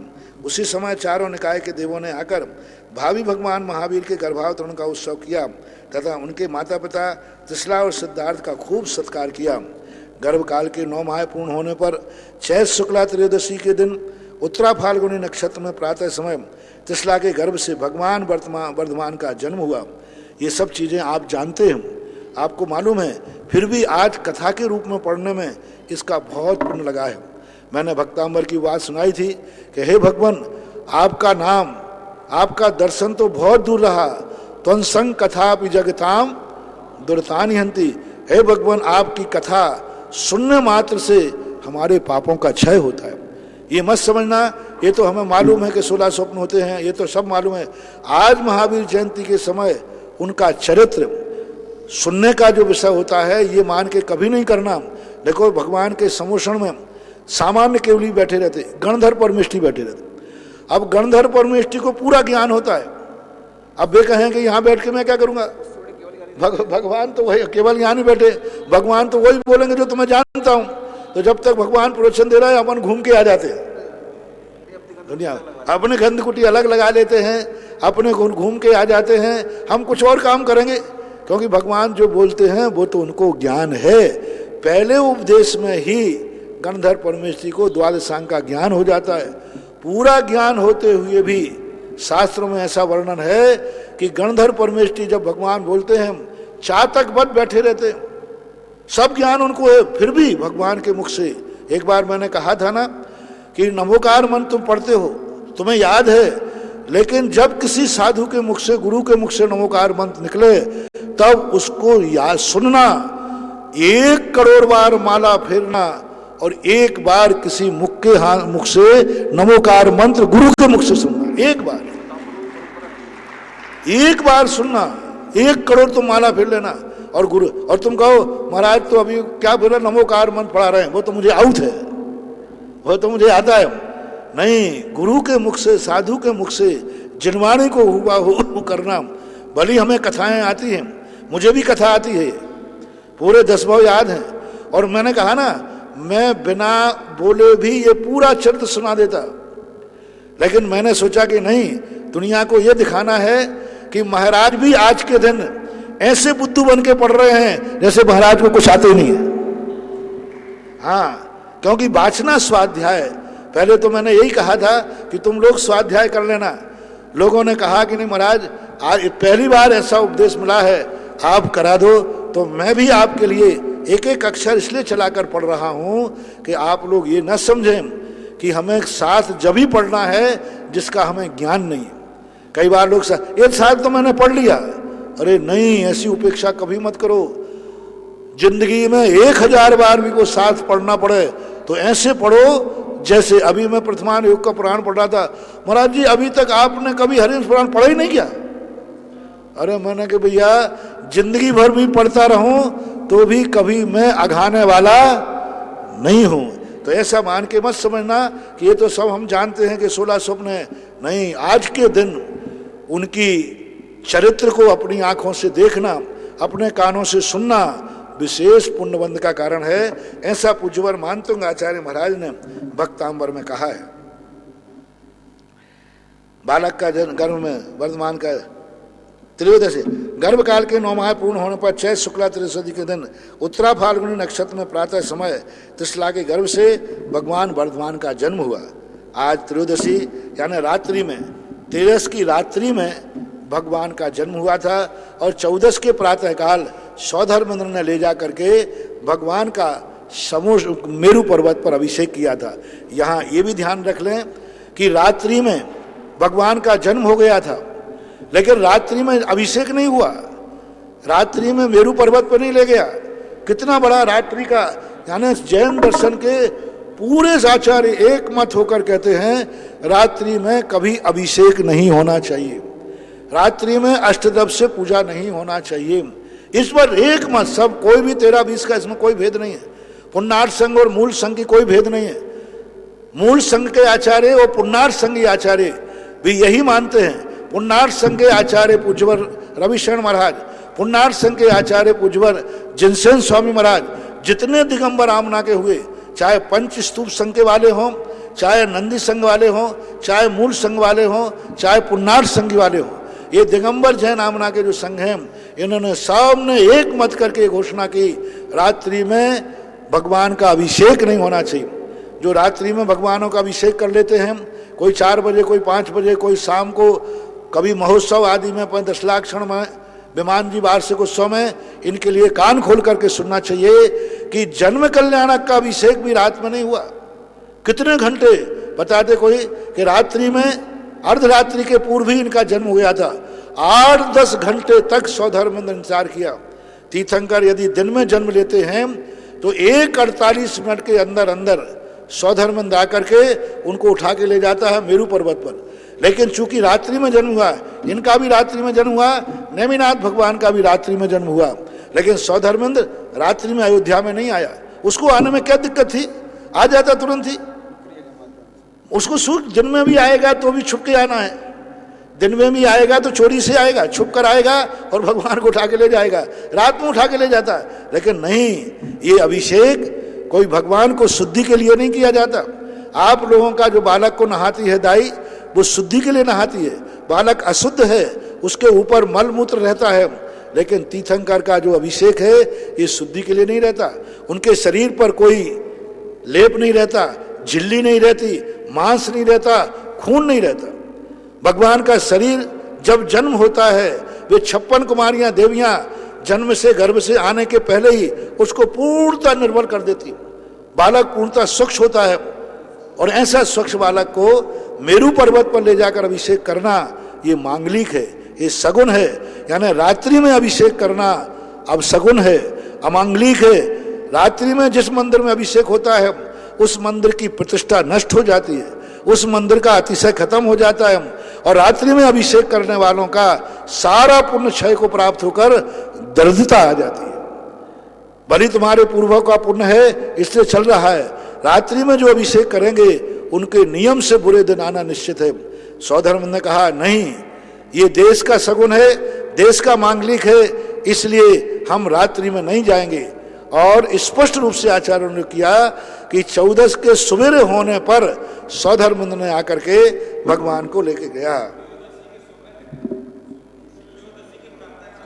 हाँ, त्रयोदशी प्रातःकाल है। एक जगह चतुर्दशी का भी आया है, यहाँ लिखा त्रयोदशी के दिन उत्तरा फाल्गुन नक्षत्र प्रातः समय त्रिशला के गर्भ से भगवान के वर्धमान के दिन। यहाँ प्रातः काल लिया, कई आचार्यों ने रात्रि भी लिया है, नेमिनाथ के भी तो रात्रि। उस समय अनेक शुभ शकुन हुए थे। उनकी उत्पत्ति से देव, दानव, मृग और मानव सभी को हर्ष हुआ था। चारों निकाय के देवों ने आकर जन्मोत्सव मनाया था। उस समय कुंडलपुर अपनी सजावट से स्वर्ग को भी पराजित कर रहा था। देवराज ने इनका वर्धमान नाम रखा था। जन्मोत्सव की विधि समाप्त कर देवलोग अपने अपने स्थानों पर चले गए। राज परिवार में बालक वर्धमान बहुत प्यार से लालन पालन होने लगा। वे द्वितीया के इंदु की तरह दिन प्रतिदिन बढ़कर कुमार अवस्था में प्रविष्ट हुए। कुमार वर्धमान को जो भी देखता था उसी को आंखें हर्ष और आंसुओं से तर हो जाती थी। मन अमंद आनंद से गदगद हो जा उठता था, शरीर रोमांचित हो जाता था। उन्हें अल्पकाल में ही समस्त विद्याएं प्राप्त हो गईं। बालक वर्धमान के अगाध पांडित्य को देखकर अच्छे अच्छे विद्वानों का दांते तले उंगलियां दबानी पड़ती थी। विद्वान होने के साथ साथ वे सूर्या, वीरता और साहस आदि गुणों के अनन्य आश्रय थे। तीर्थंकर जैसे जन्म लेते हैं उनका कोई गुरु नहीं होता, वे स्वयं ही अपने आप विद्याओं को प्राप्त हो जाते हैं, स्वयं ही उनके शुद्ध ज्ञानावरणी कर्म का क्षयोपशम हो जाता है, वो किसी के पास पढ़ने नहीं जाते हैं। एक दिन सौधर्मेंद्र की सभा में चर्चा चल रही थी कि इस समय भारतवर्ष में वर्धमान कुमार सबसे बलवान है, शूरवीर है, साहसी हैं। उस चर्चा को सुनकर एक संगम नाम का कौतुक देव कुंडल पर आया। उस समय वर्धमान कुमार इष्ट मित्रों के साथ एक वृक्ष पर चढ़ने उतरने का खेल खेल रहे थे। मौका देखकर संगम देव ने एक भयंकर सर्प का रूप धारण किया और फुंकार करता हुआ वृक्ष की जड़ से लेकर स्कंद तक लिपट गया। तीर्थंकर हालांकि बालकों जैसी ही क्रियाएं करते हैं, लेकिन ज्ञान आदि जो उनका अपने आप बढ़ता जाता है, तो देवता ने आकर के एक सर्प का रूप धारण कर लिया। नागराज की भयावनी सूरती देखकर वर्धमान कुमार के सब साथी वृक्ष से कूद कूद कर घर भाग गए। उन्होंने अपना धैर्य नहीं छोड़ा, वे उसके विशाल पर फण पर पांव देकर खड़े हो गए और आनंद से उछलने लगे। उनके साहस से प्रसन्न होकर देव सर का रूप कर छोड़कर अपने असली रूप में प्रकट आया। ऐसा ही वर्णन महापुरुष के संबंध में कृष्ण जी के संबंध में मिलता है। कृष्ण के संबंध में भी देव ने सर्प का रूप आकर के उससे उनके साथ उनका युद्ध हुआ और उसको उन्होंने पराजित किया। वैष्णव दर्शन में थोड़ा सा अंतर करके वर्णन है, जैन दर्शन में भी वर्णन है। ऐसी घटना महावीर स्वामी के साथ घटी। उनके साहस से प्रसन्न होकर देव सर्प का रूप छोड़कर अपने असली रूप में प्रकट हुआ। उसने उनकी खूब स्तुति की और महावीर नाम रखा। यानी जन्म के समय इनका नाम अलग अलग होते हैं। सौधर्म ने जब भगवान का अभिषेक किया तो उन्होंने वर्धमान नाम दिया। जब भगवान इनके यहाँ वर्णन नहीं है, जब जन्माभिषेक हो रहा था, दो मुनिराज पांडुक वन की वंदना करके लौट रहे थे और उसने जन्माभिषेक की तरफ देखा तो भगवान की मुद्रा को देखकर, बालक की मुद्रा को देख करके उनके मन में संदेह था। देखते ही उनका संदेह दूर हो गया और दूर होते ही उन्होंने आकाश में घोषणा करी, हो सन्मति। तो सौधर्मेंद्र ने सुन लिया कि दो मुनिराज, भगवान ने नहीं देखा, बालक की आंखें नहीं उठी, सौधर्म ने सुन लिया कि दो मुनिराज इसका सन्मति राग रख गए। तो उस समय मुनिराज के द्वारा पहला तीर्थंकर है दुनिया में जिस बालक का नाम मुनिराज ने रखा। सभी तीर्थंकरों के नाम दो उल्लेख मिलते हैं, एक तो सौधर्मेंद्र वहीं मेरू पर्वत पर घोषित करता है, दूसरा मिलता है सौधर्मेंद्र जब राजसभा में लाकर पिता को, माता पिता को सौंपता है उस समय नाम घोषित मिलता है, तीसरा आता है माता पिता मिलकर के उसका नाम रखते हैं। ये तीन उल्लेख आगम में मिलते हैं, लेकिन ये महावीर स्वामी का पहला है जो मुनिराज ने उनका नाम रखा सन्मति। तो वर्धमान नाम सन्मति और इस देव ने इनका नाम क्या रखा, महावीर नाम रख दिया। हाँ, अन्य तीर्थंकरों के नाम ऐसे पर्यायवाची ज्यादा नहीं है। किसी भी तीर्थंकर के नाम एक दो के नाम दो तीन मिलते हैं, वो भी किसी के द्वारा रखे नहीं है। यूं ऋषभनाथ का नाम एक ही है, लेकिन ऋषभ कोई वृषभ कह देते हैं, प्रथम थे इसलिए आदिनाथ कहते थे, ये इनके नाम नहीं थे, पहले हैं इसलिए आदि थे। सुबोधिनाथ के नाम है पुष्पदंत तो सुबोधिनाथ, तो ये नाम कोई रखे हुए नहीं है, यूं चल पड़े हैं। भगवान महावीर जन्म से ही परोपकार में लगे रहते थे। जब वे दीन दुखी जीवों को देखते थे तब उनका हृदय रो पड़ता था। इतना ही नहीं, जब तक उनके दुख दूर करने का शक्ति भर प्रयत्न न कर लेते तब तक चैन नहीं लेते थे। वे अनेक असहाय बालकों की रक्षा करते थे, पुत्री की तरह विधवा स्त्रियों की सुरक्षा करते थे। उनकी दृष्टि के सामने छोटे बड़े भेदभाव न था। वे अपने हृदय का प्रेम बाजार में लुटाते थे, जिसे आवश्यकता थी वह लूट सकता था। वर्धमान कुमार की कीर्ति गाथाओं से समस्त भारतवर्ष मुखरित हो गया था। पहाड़ों की चोटियां और नद नदी निर्झरों के किनारों पर सुंदर लता गृहों में बैठकर किन्नर देव अपनी प्रेयसियों के साथ उनकी कीर्ति गाया करते थे। महलों की छतों पर बैठकर सौभाग्यवती स्त्रियां बड़ी ही भक्ति से उनका यशोगान करती थीं। श्री पार्श्वनाथ स्वामी के मोक्ष जाने के 250 वर्ष बाद भगवान महावीर स्वामी हुए थे। यानी पारसनाथ के बाद भगवान महावीर स्वामी का जो स्थान है 250 वर्ष बाद, उनकी आयु भी इसी में युक्त है। इनकी आयु कुछ कम 72 वर्ष की थी। महावीर स्वामी की कुल आयु टोटल 72 वर्ष की थी। शरीर की ऊंचाई 7 हाथ थी, अर्थात 10.5 फीट, 10.5 के फीट के लगभग थी। रंग सुवर्ण के समान स्निग्ध पीत वर्ण था। यानी 16 तीर्थंकरों के जो आकार रंग है वो पीत वर्णी होता है। जब धीरे धीरे उनकी आयु के 30 वर्ष व्यतीत हो गए, उनके शरीर में यौवन का पूर्ण विकास हो गया, तब एक दिन महाराज सिद्धार्थ ने उनसे कहा, प्रिय पुत्र, अब तुम पूर्ण युवा हो गए हो। तुम्हारी गंभीर और विशाल आंखें, उन्नत ललाट, प्रशांत बदन, मंद मुस्कान, चतुर्वनन, विस्तृत वक्षस्थल और घुटनों तक लंबी भुजाएं तुम्हें महापुरुष बतला रही। अब खोजने पर भी तुम्हें वह चंचलता नहीं पाता हूँ। अब तुम्हारा यह समय राजकार्य संभालने का है। मैं एक वृद्ध मनुष्य हूँ और कितने दिन के तक तुम्हारे साथ दूंगा। ऐसा यहाँ ये भी निश्चय है कि 30 वर्ष के पहले आपको कोई भी राजा बनने का अधिकार नहीं। इसका अनुकरण आज वर्तमान का कानून करता है। 35 वर्ष से पहले कोई राष्ट्रपति नहीं बन सकता। चुनाव तो लड़ सकते हैं जो विधायक वगैरह के हैं, लेकिन राष्ट्रपति बनने के लिए 35 वर्ष की उम्र अनिवार्य है। इसी प्रकार हमारे यहाँ राजा बनने के लिए कम से कम 30 वर्ष की उम्र चाहिए। 30 वर्ष के पहले उसको राजा नहीं बनाया जा सकता था। ऐसा यहाँ पर मैं तुम्हारा विवाह करने के बाद तुम्हें राज्य देकर संसार की झंझटों से बचना चाहता हूँ। पिता के वचन सुनकर महावीर प्रफुल्ल मुखमंडल एकदम गंभीर हो गया, मानो वे किसी गहरी समस्या के सुलझाने में लग गए हों। कुछ देर बाद उन्होंने कहा, पिताजी, यह मुझसे नहीं होगा। भला जिस जंजाल में आप बचना चाहते हो, उस जंजाल में आप मुझे क्यों फंसाना चाहते हैं? देखो, ज्ञानी पुरुष बड़े आदमियों का शब्द पकड़ लेता है। यदि ये संसार अच्छा है तो आप क्यों छोड़ रहे हैं, और बुरा है तो मेरे माथे क्यों मर रहे हो? आप पिताजी हो, एक बात पकड़ लिया। उन्होंने कहा, बेटा अब ये तू संभाल, मैं जंजाल से छुट्टी पाना चाहता हूं। जब जंजाली है तो मुझे क्यों दे रहे हो? महावीर, देखो, ज्ञानवान व्यक्ति यही पकड़ लेता है। अहो, मेरी आयु केवल 72 वर्ष की है, जिसमें आज 30 वर्ष व्यतीत हो चुके हैं।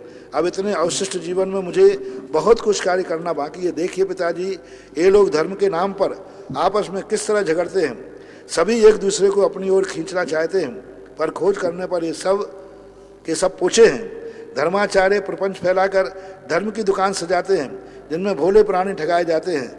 मैं इन पंथ भ्रांत पुरुषों को सबका सच्चा रास्ता बताऊंगा। क्या बुरा है मेरा विचार, क्या बुरा है, क्या अच्छा है, यह बताऊंगा।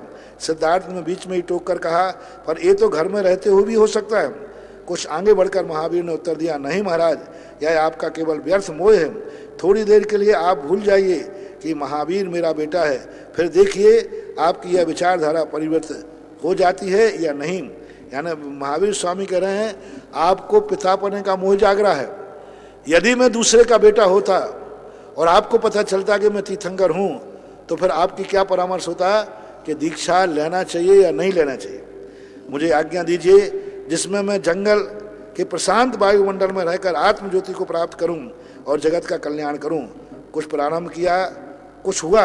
सोचते हुए सिद्धार्थ महाराज विषन्न बदन हो गए, हो चुप रह गए। विषन्न यानी सन्न पड़ गए कि ये क्या कह रहा है। जब पिता पुत्र का ऊपर लिखा हुआ संवाद तसला रानी के कानों में पड़ा, तब वह पुत्र मोह से व्याकुल हो उठी। उसके पांव के नीचे की जमीन खिसकने सी लगी, आंखों के सामने अंधेरा छा गया। वह मूर्छित हुआ चाहती थी। बुद्धिमान वर्तमान कुमार ने चतुराई भरे शब्दों में उनके सामने अपना समस्त कर्तव्य प्रकट कर दिया। अपने आदर्श और प्रभुत्व विचार करके उनके सामने रख दिए एवं संसार के दूषित परिस्थितियों से उससे परिचित करा दिया। तब उसने डबडबाती आंखों से भगवान महावीर की ओर देखा। उस समय उसे चेहरे पर परोपकारी दिव्य झलक दिखाई दी। उनकी लालसा सन्न सरल मुखाकृति ने उनके समस्त व्यामोह को दूर कर महावीर को देखकर उनसे अपने को बहुत कुछ धन्यवाद दिया। कुछ देर तक अभिषेक दृष्टि से, अनिमेष दृष्टि से उनकी ओर देखती रही। फिर कुछ देर बाद उसने स्पष्ट स्वर में कहा, हे देव, जाओ, खुशी से जाओ, अपनी सेवा संसार कल्याण में करो। पहले माता को दुख हुआ, बाद में उसने तत्व विचार कर अब मैं आपको पहचान सके, अब मनुष्य नहीं देव हैं, मैं आपके जन्म से धन्य हुई। अब ना आप मेरे पुत्र हैं ना मैं आपकी माँ, किंतु आप एक आराध्य देव हैं और मैं हूँ आपकी एक क्षुद्र सेविका। मेरा पितृ मोह बिल्कुल दूर हो गया। माता के उक्त वचनों को महावीर स्वामी के विरक्त और भी अधिक आलम्बन मिल गया।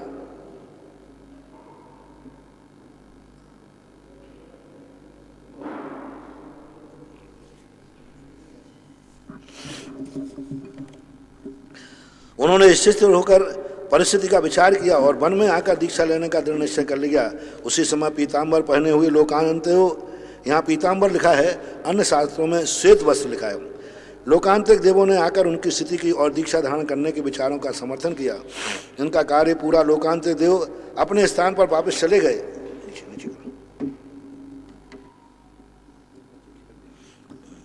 पाल के उनके आते ही असंख्य देवगण जय जय घोषणा करते हुए आकाश मार्ग में कुंडलपुर आए। वहां उन्होंने भगवान महावीर का जन्माभिषेक किया तथा अनेक सुंदर सुंदर आभूषण पहनाए। भगवान भी देव नृत्य चंद्रप्रभा पालकी पर सवार होकर पांडव वन में गए और वहां अगनबदी दशमी के दिन हस्त नक्षत्र में संध्या के समय ओम नमः सिद्धिव्या कहकर वस्त्राभूषण उतार कर फेंक दिए, पंचमुष्टि से केश उखाड़ डाले। उस समय बाह्य अभ्यंतर परिग्रहों को त्याग कर आत्म ध्यान में लीन हो गए। विशुद्धि के बढ़ने से उन्हें उसी समय मन पर ज्ञान प्राप्त किया। दीक्षा कल्याण का उत्सव समाप्त कर देवलोग अपने अपने स्थानों को चले गए। पारणा के दिन भगवान महावीर ने आहार के लिए कुलग्राम नामक नगरी में प्रवेश किया। उन्होंने कुल भूपाल भक्तिपूर्वक आहार दिया। वहां के राजा ने कुल भूपाल ने भक्तिपूर्वक आहार दिया। पात्र दान से प्रभावित होकर देवों ने कुल भूपाल के घर पंचाशर प्रकट किए। वहां से लौटकर मुनिराज महावीर वन में पहुंचे और आत्म ध्यान में लीन हो गए। दीक्षा के बाद उन्होंने मौन व्रत ले लिया, इसलिए बिना किसी के कुछ कहे हुए वे आर्य देशों में विहार करते रहे। एक दिन विहार करते हुए भगवान उज्जैनी अतिमुक्तक नाम के स्मशान में पहुंचे। वहां रात में प्रतिमा योग धारण कर वहां पर विराजमान हो गए और उन्हें देखकर महादेव रुद्र ने अपनी दुष्टा से उनके धैर्य की परीक्षा करनी चाहिए। उसने बैताल विद्या के प्रभाव से रात्रि के सघन अंधकार को और भी सघन बना दिया। अनेक भयानक रूप बनाकर नाचने लगा। कठोर शब्द अट्टहास विकराल दृष्टि से डराने लगा। तदंतर सर्प, सिंह, हाथी, अग्नि, वायु आदि के 7 भीलों की सेना को बनाकर गाया। इस तरह उसने अपनी विद्या के प्रभाव से खूब अवसर किया, पर भगवान महावीर का चित्त आत्म ध्यान से थोड़ा भी विचलित नहीं हुआ। उनके अनुपम धैर्य को देखकर महादेव ने असली रूप में प्रकट होकर उनकी खूब प्रशंसा की, स्तुति की, क्षमा याचना कर अपने स्थान पर चला गया। वैशाली के राजा चेटक की पुत्री चंद्रा वन में खेल रही थी। उसे देखकर कोई विद्याधर काम बाण से पीड़ित होकर उठा ले गया, इसलिए वह उसे उठाकर आकाश में लेकर उड़ गया।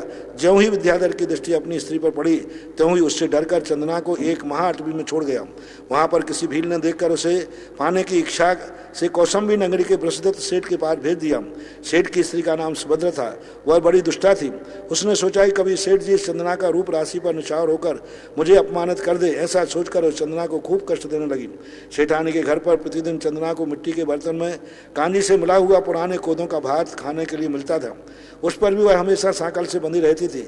इन सब अत्याचारों से उनका सौंदर्य प्राय नष्ट सा हो गया था। एक दिन विहार करते हुए भगवान महावीर आहार लेने के लिए कौसंबी नगरी पहुंचे। उनका आगमन सुनकर चंदना की इच्छा हुई कि मैं भगवान महावीर के लिए आहार दूं, पर उनके पास रखा ही क्या था।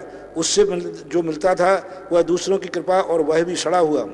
उपरांत वह सांकल से बंधी हुई थी। चंदना को अपनी प्रसन्नता का विचार करते बहुत दुख हुआ। पर भाव भक्ति भी कोई चीज है। ज्यों ही भगवान महावीर उसके द्वार पर से निकले त्यों उसकी सांकल अपने आप टूट गई। उसका शरीर पहले के समान सुंदर हो गया। पास में रखा हुआ मिट्टी का बर्तन सोने का हो गया और कोदों का भात साली चावलों का भात बन गया। यह देखकर उसने प्रसन्नता से पड़गान कर भगवान महावीर के लिए आहार दिया। देवों ने चंदना की भक्ति से प्रसन्न होकर घर पर रत्नों की वर्षा की। तब से चंदना का महत्व सब ओर फैल गया। पता लगने पर चेटक राजा पुत्र को लाने के लिए आया, पर वहां संसार की दुखमय अवस्था खूब परिचित हो गई थी। इसलिए उसने पिता के साथ जाना अस्वीकार कर दिया और आर्यका के पास जाकर दीक्षा ले ली। अब तक छद्मस्त अवस्था में विहार करते हुए भगवान को 12 वर्ष बीत गए थे। एक दिन में जिमलिका गांव के समाप ऋषिकुला नदी के किनारे मनोहर मन में नाम के वन में सागौन वृक्ष के नीचे पत्थर की शिला पर विराजमान थे वहाँ पर उन्होंने शुक्ल ध्यान के प्रताप से घातिया कर्मों का क्षय होकर वैशाख शुक्ला दशमी के दिन हस्त नक्षत्र में संध्या समय उन्हें केवल ज्ञान उत्पन्न हो गया। देवों ने आकर ज्ञान कल्याणक का उत्सव किया। इंद्र की आज्ञा से धनपति कुबेर ने समोषण की रचना की। भगवान महावीर उसके मध्य भाग में विराजमान थे। धीरे धीरे समोषण 12 सभाओं में भर गई। समोषण के सब प्रबंध देवलोग अपने हाथ में लिए हुए थे, इसलिए वहाँ किसी प्रकार का कोहलन नहीं होता था। का सभी लोग सतस्नालोचनों से भगवान की ओर देख रहे थे। कानों ने उनकी दिव्य उपदेश की परीक्षा कर रहे थे, पर भगवान महावीर चुपचाप सिंहासन पर अंतरिक्ष विराजमान थे। उनके मुख से एक भी शब्द नहीं निकलता था। केवल ज्ञान होने पर 66 दिन तक उनकी दिव्य ध्वनि नहीं करी। जब इंद्र ने अवध ज्ञान से उसका कारण जानना चाहा तो उसे मालूम हुआ कि अभी सभाभूमि में कोई गणधर नहीं है। बिना गणधर के तीर्थंकर की वाणी नहीं खिलती। इंद्र ने अवध ज्ञान से यह भी जान लिया कि गौतम ग्राम में इंद्रभूति नाम का ब्राह्मण है, वही इनका प्रथम गणधर होगा। ऐसा जानकर इंद्रभूति लाने के लिए गौतम ने ग्राम को गया। इंद्रभूति वेदों के वेदांग जानने वाले प्रकांड विद्वान थे। उससे अपनी विद्या का भारी अभिमान था। उनके 500 शिष्य थे। जब इंद्र उनके पास पहुंचा तब उनमें अपने शिष्यों को वेद वेदांग पढ़ा रहे थे। इंद्र भी एक शिष्य के रूप में उनके पास पहुंचा और नमस्कार कर जिज्ञासी भाव से बैठ गया। इंद्रभूति ने शिष्य के और गंभीर दृष्टि से देखकर कहा, तुम कहाँ से आए हो, किसके शिष्य? उसने वचन सुनकर शेष भेषधारी इंद्र ने कहा, मैं सर्वज्ञ भगवान महावीर का शिष्य हूँ। इंद्रभूति ने भगवान महावीर के साथ सर्वज्ञ और भगवान विशेषण सुनकर तड़कते हुए कहा, और सर्वज्ञ के शिष्य, तुम्हारे गुरु यदि सर्वज्ञ हैं तो अभी तक कहाँ छिपे हैं? क्या मुझसे शास्त्रार्थ किए बिना ही वे सर्वज्ञ रहने लगे हैं? इंद्र ने कुछ भौहें टेढ़ी करते हुए कहा, तो क्या आप उनसे शास्त्रार्थ करने के समर्थ हैं? इंद्र ने कहा, हाँ अवश्य। तब इंद्र ने कहा, अच्छा पहले उनके शिष्य मुझसे ही शास्त्रार्थ कर देखिए, फिर उनसे करिएगा, मैं पूछता हूँ। त्रिकाल्यम द्रव षटकम नवपदतम सहितम आदि के श्लोक कहा।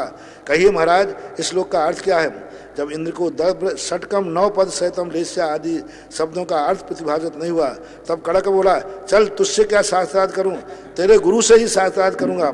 ऐसा कहकर मैं 500 शिष्यों के भगवान के पास चला गया। इंद्र यही चाहता था, अंधा क्या चाहे, 2 आंखें। इंद्र भी हंसता हुआ आगे होकर मार बतलाने लगा। ज्यों ही इंद्र समूषण के पास आया उसकी दृष्टि मान स्तंभ पर पड़ी, त्यों ही उसका समस्त अभिमान चूर हो गया। वह विनीत भाव से समूषण के भीतर गया। वहाँ भगवान के दिव्य ऐश्वर्य को देखकर सामने उसने अपने आप को बहुत ही शुद्ध अनुभव किया। तब इंद्रभूति भगवान को नमस्कार कर मनुष्य के कोठे में बैठ गया। तब इंद्र ने उनसे कहा, अब आप जो पूछना चाहते हैं वह पूछिए। तब इंद्रमुनि ने भगवान से जीव का स्वरूप पूछा। तब उन्होंने सप्तभंगी जीव तत्व का विशद व्याख्यान किया। उनके दिव्य उपदेश से गदगद हृदय होकर इंद्रभूति ने कहा, भगवान इस दास को भी अपने चरणों में स्थान दीजिए। ऐसा कहकर उसने वहीं पर जिन दीक्षा धारण कर ली। उनके 500 शिष्यों ने भी जन धर्म स्वीकार कर यथाव्रत विधान ग्रहण की।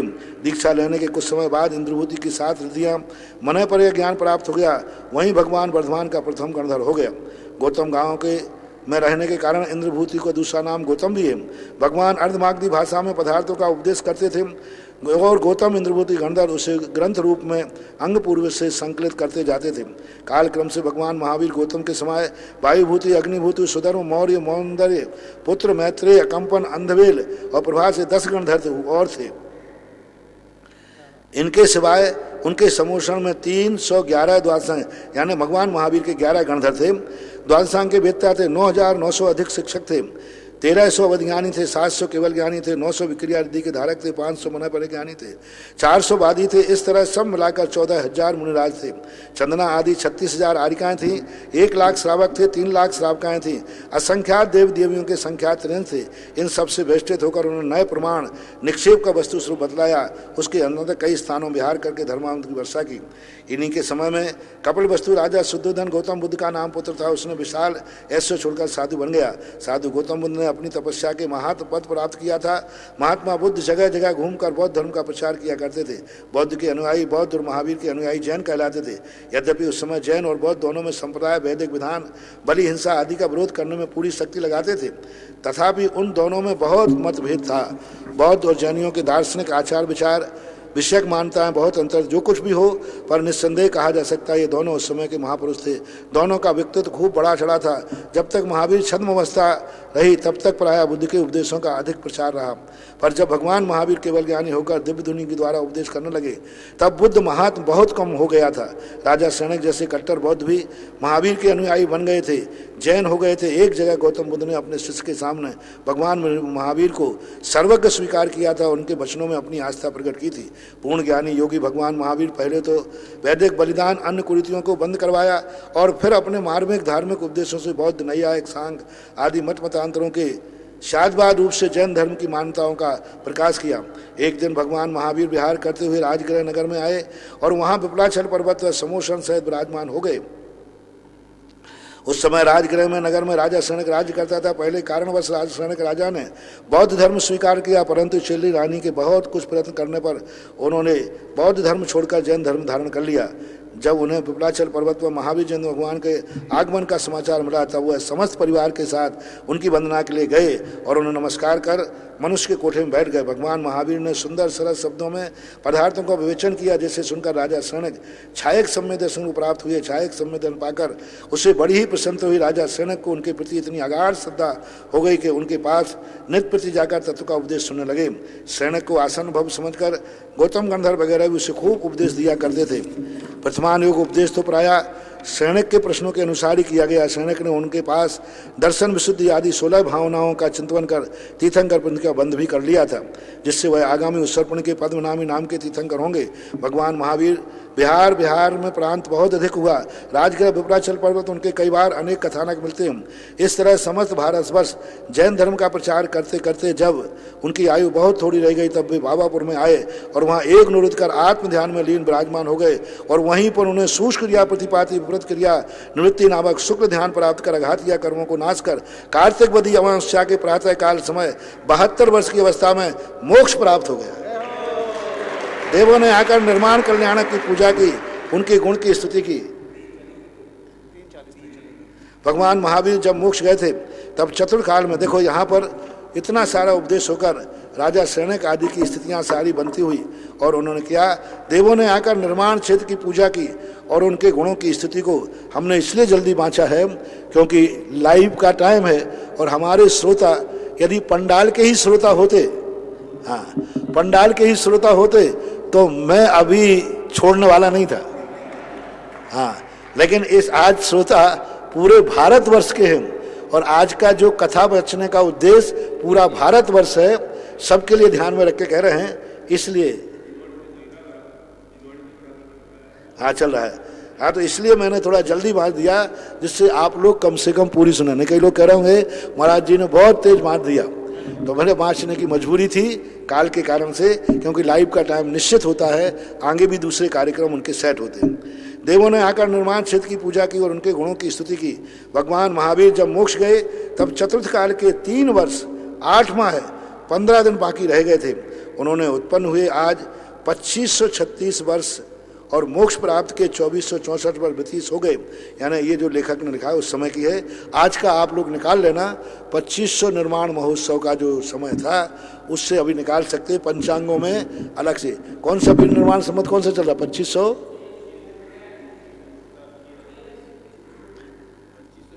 हाँ चल वो देख लेना। ब्रह्मचारी ना उन्होंने विवाह किया और ना राज्य किया, किंतु कुमार अवस्था में दीक्षा धारण कर ली थी। उन्होंने उनकी आयु 71 वर्ष 3 माह 25 दिन की मानी है। उन्होंने इसका विभाग इस तरह किया, गर्भकाल 9 माह 8 दिन का, कुमार काल 28 वर्ष का, 28 वर्ष 7 माह 12 दिन, छद्मस्त काल 12 वर्ष 5 माह 15 दिन, केवल ज्ञान काल 29 वर्ष 5 माह 20 दिन, कुल 71 वर्ष 3 माह 25 दिन ही उनका हुआ। मुझे मुक्त होने पर चतुर्थ काल के बाकी रहे 3 वर्ष 8 दिन 25 दिन लिखा है, वैसे 15 दिन का मिलता है। इस तरह इस मत में चतुर्थ काल के 75 वर्ष 10 दिन बाकी रहने पर भगवान महावीर ने गर्भ में प्रवेश किया था। उन्होंने 72 वर्ष की आयु मानी। उन्होंने कहा कि चतुर्थ काल में 75 वर्ष 8 माह 15 दिन बाकी रहने पर महात्मा महावीर ने त्रिकाल के गर्भ में प्रवेश किया था।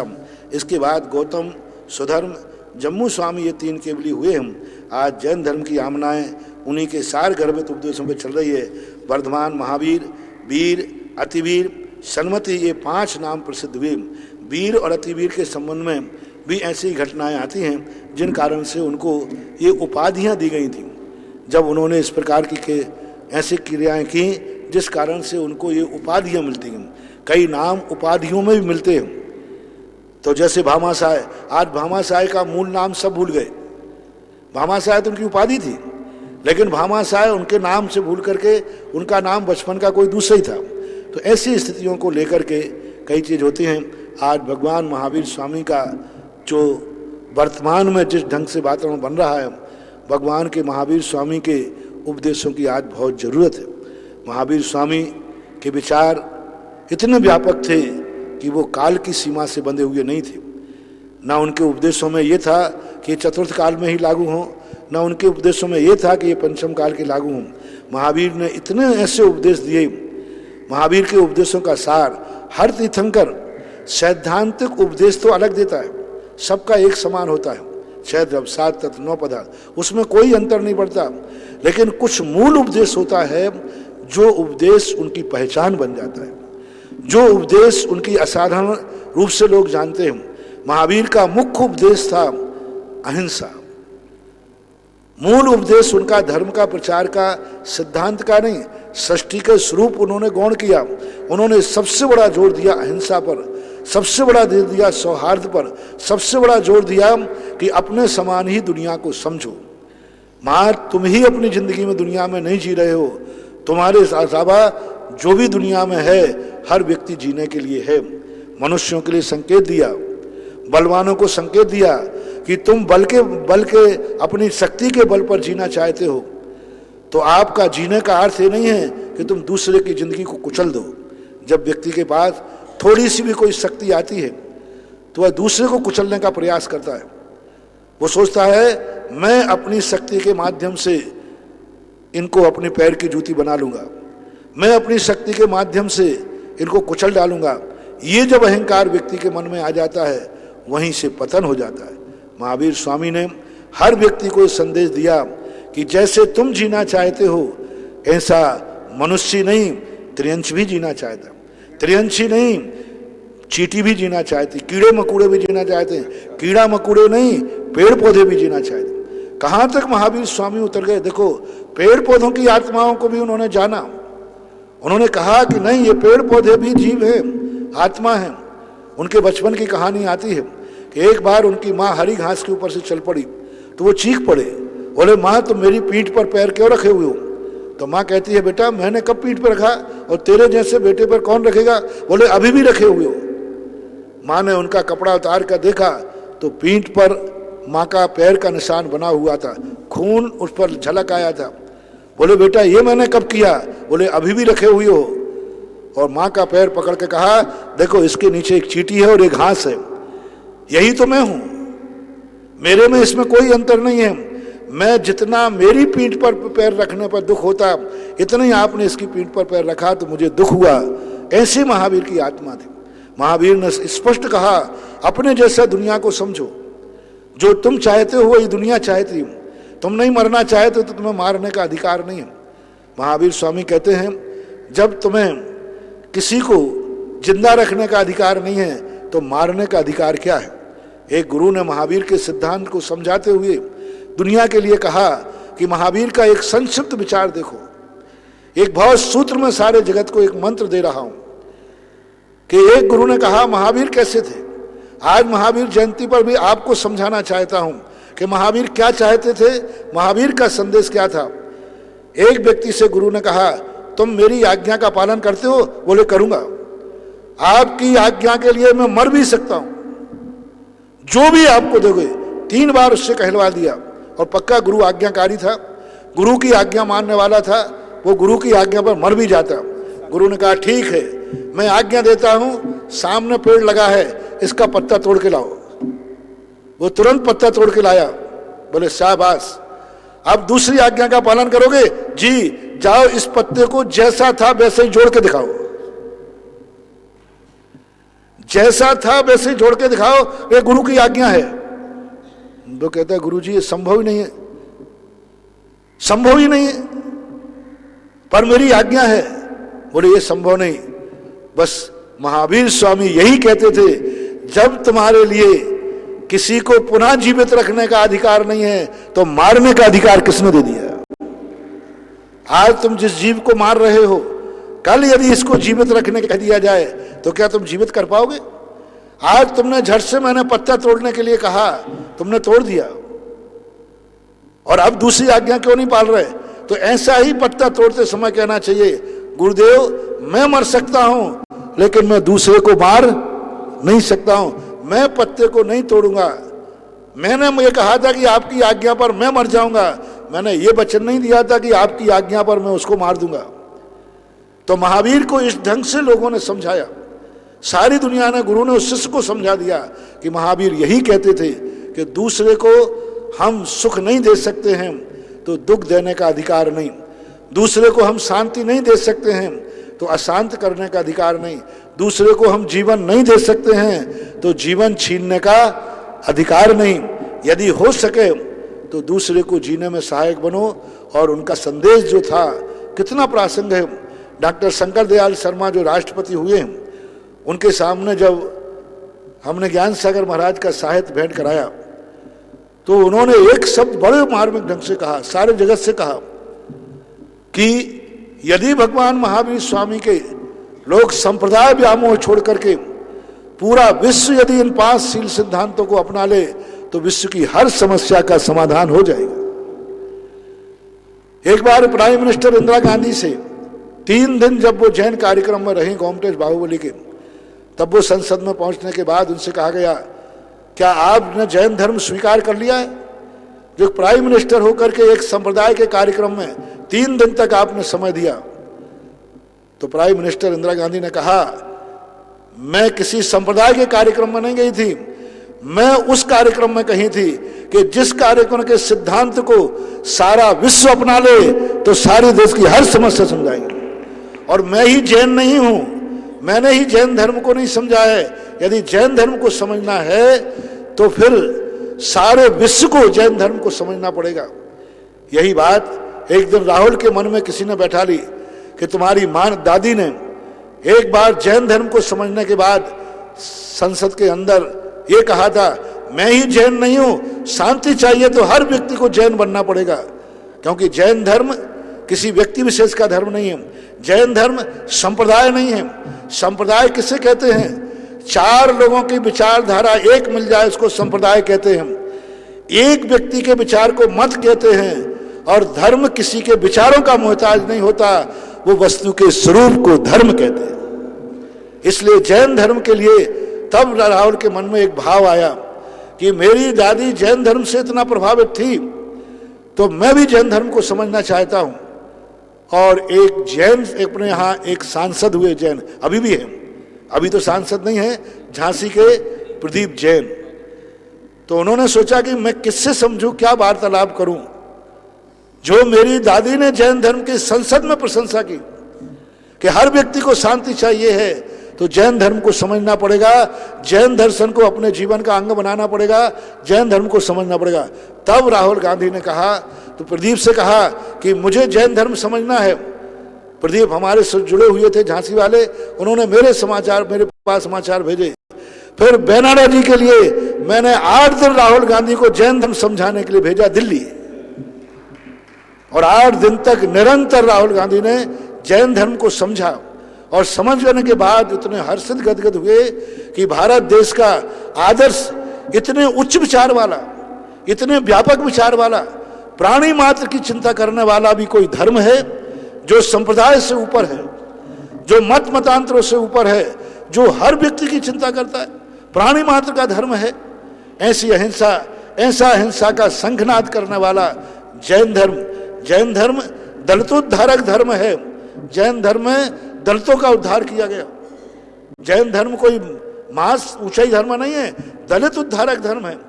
जैन धर्म में ऐसे आदर्श लोगों को भी स्थान दिया गया, लेकिन मर्यादा में। चांडाल तक की जय जयकार बुलवाई जैन धर्म में। किसी भी दर्शन ने चांडाल को इतना ऊंचा नहीं उठाया, किसी भी दर्शनकार ने चांडाल को इतनी ऊंचाइयां नहीं दी कि अपने देवताओं के द्वारा भी जयकार बुलवा दी हो। जैन दर्शन ने, एक चांडाल ने मात्र एक 14 के दिन का अहिंसा व्रत पालन किया था। उस चांडाल के लिए भी जब राजा ने क्रुद्ध होकर के, पूरी घटना नहीं सुना रहा हूं, राजा ने क्रुद्ध होकर समुद्र में फेंक दिया तो देवताओं ने भी आकर के उसके जैन धर्म की जय जयकार बोलकर उसे कमलों की रचना कर दी थी। और जो राजपुत्र था, उच्च कुलीन था, उच्च कुल में जन्म लेने वाला राजा का बेटा था, उसे समुद्र में डूब करके मर गया। उसके लिए नहीं बचाया, दोनों एक साथ समुद्र में फेंके गए थे। और जिसको हिंसा का समर्थक था, मांसाहारी था, वो उच्च कुलीन था, उच्च कुल का बेटा था, वो डूब के मर गया। और वहीं पर चंडाल था जो अहिंसा का पुजारी था, अहिंसा के कारण से उसने इतना संकट उठाया था, देवताओं ने उसे कमल की रचना कर दी और जय जयकार बोली। मैंने आज तक ऐसा कोई दर्शन नहीं देखा कि चांडाल के लिए कमल बिछा दिए गए हों। जैन दर्शन गुण प्रधानी दर्शन है, व्यक्ति प्रधानी दर्शन नहीं है। व्यक्ति से ना उसे ऊंच से मतलब है, ना नीच से मतलब है। वो तो ये कहता है तुम्हारा आचरण कैसा है। ये बात अलग है कि कुल की मर्यादाएं, बाह्य धर्म के लिए जो अनुष्ठान होते हैं, बाह्य धर्म और अंतरंग धर्म, जैन धर्म के दो रूप है। बाह्य जो धर्म है, बाहर का अनुष्ठान रूप, वो तो उच्च कुल से पाबंद होकर चलता है, वो तो एक सामाजिक व्यवस्थाओं की मर्यादा लेके चलता है, वो तो द्रव्य छेद काल की मर्यादाओं को विवक्षित करता है। लेकिन जो कल्याणकारी धर्म है, जो अंतरंग धर्म है, जो आत्मा का धर्म है, जो व्यक्ति को पति से पावन बनाता है, पशु से परमेश्वर बनाता है, ऐसा जो अंतरंग धर्म है, वह धर्म कोई जाति पाति को नहीं देखता। उस अंतरंग धर्म को तो सबसे, कोई भी किसी भी जाति में जन्म लिया हो वो भी उसको धारण कर सकता है। ऐसे सैकड़ों उदाहरण हमारे यहाँ, जिसे आप दलित कहते हैं, उन दलितों का उद्धार करने वाला जैन दर्शन है। प्राणी मात्र की चिंता करने वाला जैन दर्शन है। प्रजातंत्र का आदर्श जैन दर्शन है। गणराज्य का संस्थापक जैन दर्शन है। प्रजातंत्र यदि सबसे पहले किसी ने स्थापना की, आज तक दुनिया में कोई भी दर्शन ऐसा नहीं है जो प्रजातंत्र की स्थापना करता हो। हर दर्शन राजतंत्र का समर्थक रहा है। हर दर्शन ने सृष्टि की बागडोर एक व्यक्ति के हाथ में सौंपी है कि सारी सृष्टि का संचालक एक व्यक्ति है, सारी सृष्टि का गद्दी का अधिकारी एक व्यक्ति है। सर्वोच्च पद पर एक ही व्यक्ति बैठता था, एक ही व्यक्ति बैठ रहा है और एक ही बैठेगा, उसको कोई नहीं हटा सकता। मात्र विश्व का एक जैन दर्शन है जिसने राजतंत्र का खंडन करके प्रजातंत्र की स्थापना की। और अनादिकाल से जैन दर्शन ने यह घोषणा की कि धर्म किसी की बपोती नहीं होना चाहिए, धर्म का उच्च पद किसी व्यक्ति विशेष का नहीं होना चाहिए। जिसका आचरण उच्च होगा, उच्च पद पर वही बैठेगा। तो प्रजातंत्र की जो स्थापना की, प्रजातंत्र का जो संदेश दिया, लोग प्रजातंत्र की बात करते हैं। जब जैन पुराणों को मैंने पढ़ा, जैन शास्त्रों को पढ़ा, जब दलितों का उद्धार देखा, दलितों की जब कहानी पढ़ी और उनको देवताओं से जयकार कराने वाले कथानक बड़े बड़े आचार्यों ने अपनी लेखनी से स्वर्णांकित किए। बड़े बड़े आचार्यों ने, मुनि महाराजों ने, कहाँ मुनिराज और कहाँ एक चांडाल की कथा लिख रहे हैं, कहाँ एक महाराज कहाँ धीवर की कथा लिख रहे हैं, कहाँ एक महाराज मातंग की कथा लिख रहे हैं। इन कथाओं की कहाँ एक महाराज प्राणी मात का जन्म सूकर की कथा लिख रहे हैं, कहाँ मुनिराज दिगंबर भावलिंगी जगत पूज और सूकर की कथा लिख रहे हैं। जब ये प्रसंग हमने जब देखे, पढ़े, तब मैंने कहा कि यदि दलितों का उद्धार कोई करने वाला है तो जैन दर्शन है। और प्रजातंत्र के लिए बताओ, धर्म उन्होंने चांडाल की आत्मा में खोल दिया। है कोई दुनिया का धर्म जो ये कह सके कि हमारे यहाँ फलाने चांडाल के लिए देवताओं ने जय जयकार किया और उच्च सिंहासन पर बैठा ला। चंडाल को कमल पर बैठाने की कोई कोशिश किसी ने की है? लोग कहते जैन धर्म दलितों की चिंता नहीं करता। मैं कहता हूं जैन धर्म ने आज तक किसी धर्म ने चंडाल को कमल पर नहीं बैठाला। जैन शास्त्रों में गुण और आचरण हो जाने के कारण चंडाल को भी उसकी चंडाल की जाति नहीं देखी गई और उसे कमल पर बैठाल करके और यह दिखा दिया कि गुण जिसके पास है, धर्म वहां भी चंडाल के पास भी जा सकता है। तो ऐसा प्राणी मात्र का धर्म, ऐसा प्रजातंत्र का धर्म, जैसे आज का प्रजातंत्र राजगद्दी के लिए ये नहीं देखता कि ये किस जाति का है। जो जनता पसंद करती है, जिसकी आचरण, जिसकी ख्याति अच्छी होती है, कोई भी राजगद्दी पर बैठ सकता है। ऐसे ही जैन दर्शन का सिद्धांत था कि जैन धर्म को अपनी आत्मा में कोई भी धारण कर सकता है। बस बाह्य क्रियाएं जो हैं, बाह्य अनुष्ठान हैं, वे द्रव्य छेद काल की मर्यादा को लेकर चलती हैं। पूज्यवर शांति सागर महाराज के पास जब डॉक्टर अंबेडकर ने ये बात कही, तब अंबेडकर से शांति सागर महाराज ने ये कहा, देखो बाह्य क्रियाओं में मर्यादा रहेगी, क्योंकि जिस समय जिस समाज की जो मर्यादाएं हैं उनका उल्लंघन जैन दर्शन नहीं करता। किसी की सामाजिक मर्यादाएं, लोक मर्यादाओं के संबंध ईश्वर जैन दर्शन में किया है। वे सारी लोक मर्यादाएं मान्य हैं जो समाज की मर्यादाओं को खंडन ना करें, जो उस समय की तात्कालिक परिस्थितियों का सामना कर सकें। अंतरंग की बात रही तो अंतरंग में आप जैनी बन सकते हो, बाहर से जैनी नहीं, अंतरंग से जैनी बन सकते हो। बाहर के जैनी नहीं बनने से कोई फर्क नहीं पड़ता। बाहर से जैनी बनने वाला मारीच का जीव एक कोड़ा कोड़ी सागर बन सकता है, बाहर से जैनी बनने से होगा क्या? तीर्थंकर के कुल में जन्म लेने वाला परम जैनी, चक्रवर्ती का बेटा बनने वाला परम जैनी, जैन कुल में जन्म लेकर के नरकों में चला गया, नैन जैन कुल में जन्म लेकर दुर्गति में चला गया, और एक चंडाल कुल में जन्म लेने वाला स्वर्ग चला गया और ऊपर उठ गया। ऐसा ये जैन दर्शन की जो हमारी विशेषताएं हैं। महावीर स्वामी समाजवादी थे। महावीर के हर सिद्धांत में समाजवाद भरा हुआ है। उन्होंने मोक्ष की बहुत चर्चाएं कम की, क्योंकि वे जानते थे अब मोक्ष की चर्चाएं करने से हमारा युग, हमारे जाने के बाद ऐसा युग आएगा जिसमें लोग इंसान से भगवान नहीं बन पाएंगे, बस इनको इंसान बनाने का उपदेश दिया। उन्होंने भगवान बनने के उपदेश में बहुत कम बोले महावीर स्वामी, क्योंकि वो जानते थे अब भगवान बनने का समय खत्म हो गया। हमारे 3 साल 8 महीने 15 दिन के बाद यहाँ पर स्टे लग जाएगा, कोई भगवान नहीं बनेगा। इसलिए उन्होंने अपने उपदेशों को जो प्रासंगिकता थी, संसार में जीने की कला सिखाई। संसार में कैसे जीना, संसार कैसा होना चाहिए, संसार की व्यवस्थाएं क्या होना चाहिए, महावीर के उपदेशों का जितना सार है इसी पर केंद्रित रहा। महावीर के जो पंचशील माने जाते हैं, हालांकि ये पंचशील अनादिकाल से चलते आए, लेकिन अन्य तीर्थंकरों ने इन पंचशीलों पर ज्यादा जोर नहीं दिया, क्योंकि जन्म से ही व्यक्ति अहिंसक था, जन्म से ही व्यक्ति सत्यवादी था, जन्म से ही व्यक्ति अचोर था, जन्म से ही व्यक्ति ब्रह्मचार्य ब्रह्म का त्यागी था, कुशील का त्यागी था, जन्म से ही व्यक्ति परिग्रह की मर्यादा में था। कुछ समय ऐसे आते हैं जैसे आपको भोग भूमि काल कहते हैं। ऋषभदेव ने पंच महाव्रतों का ज्यादा उपदेश नहीं देना पड़ा, क्योंकि उस समय जो तीसरा काल था, तीसरे काल में लोग अपने आप से हिंसक होते, कोई हिंसा नहीं करते, झूठ नहीं बोलते, चोरी नहीं करते, कुशील नहीं करते, परिग्रह का संचय नहीं करते। तो जब लोग वहां के ऐसे भद्र हों जिनके जीवन में पंच अणुव्रत भली ना हो, लेकिन पंच अणुव्रत जैसा उनका आचरण होता हो, उनको उपदेश देने का मतलब नहीं था। उनको उपदेश देना था तत्व का, धर्म का, मोक्ष का। तो ऋषभदेव के अधिकतर प्रवचन, अजितनाथ भगवान 23 तीर्थंकरों के प्रवचन ज्यादातर मोक्ष प्रधान ही रहे।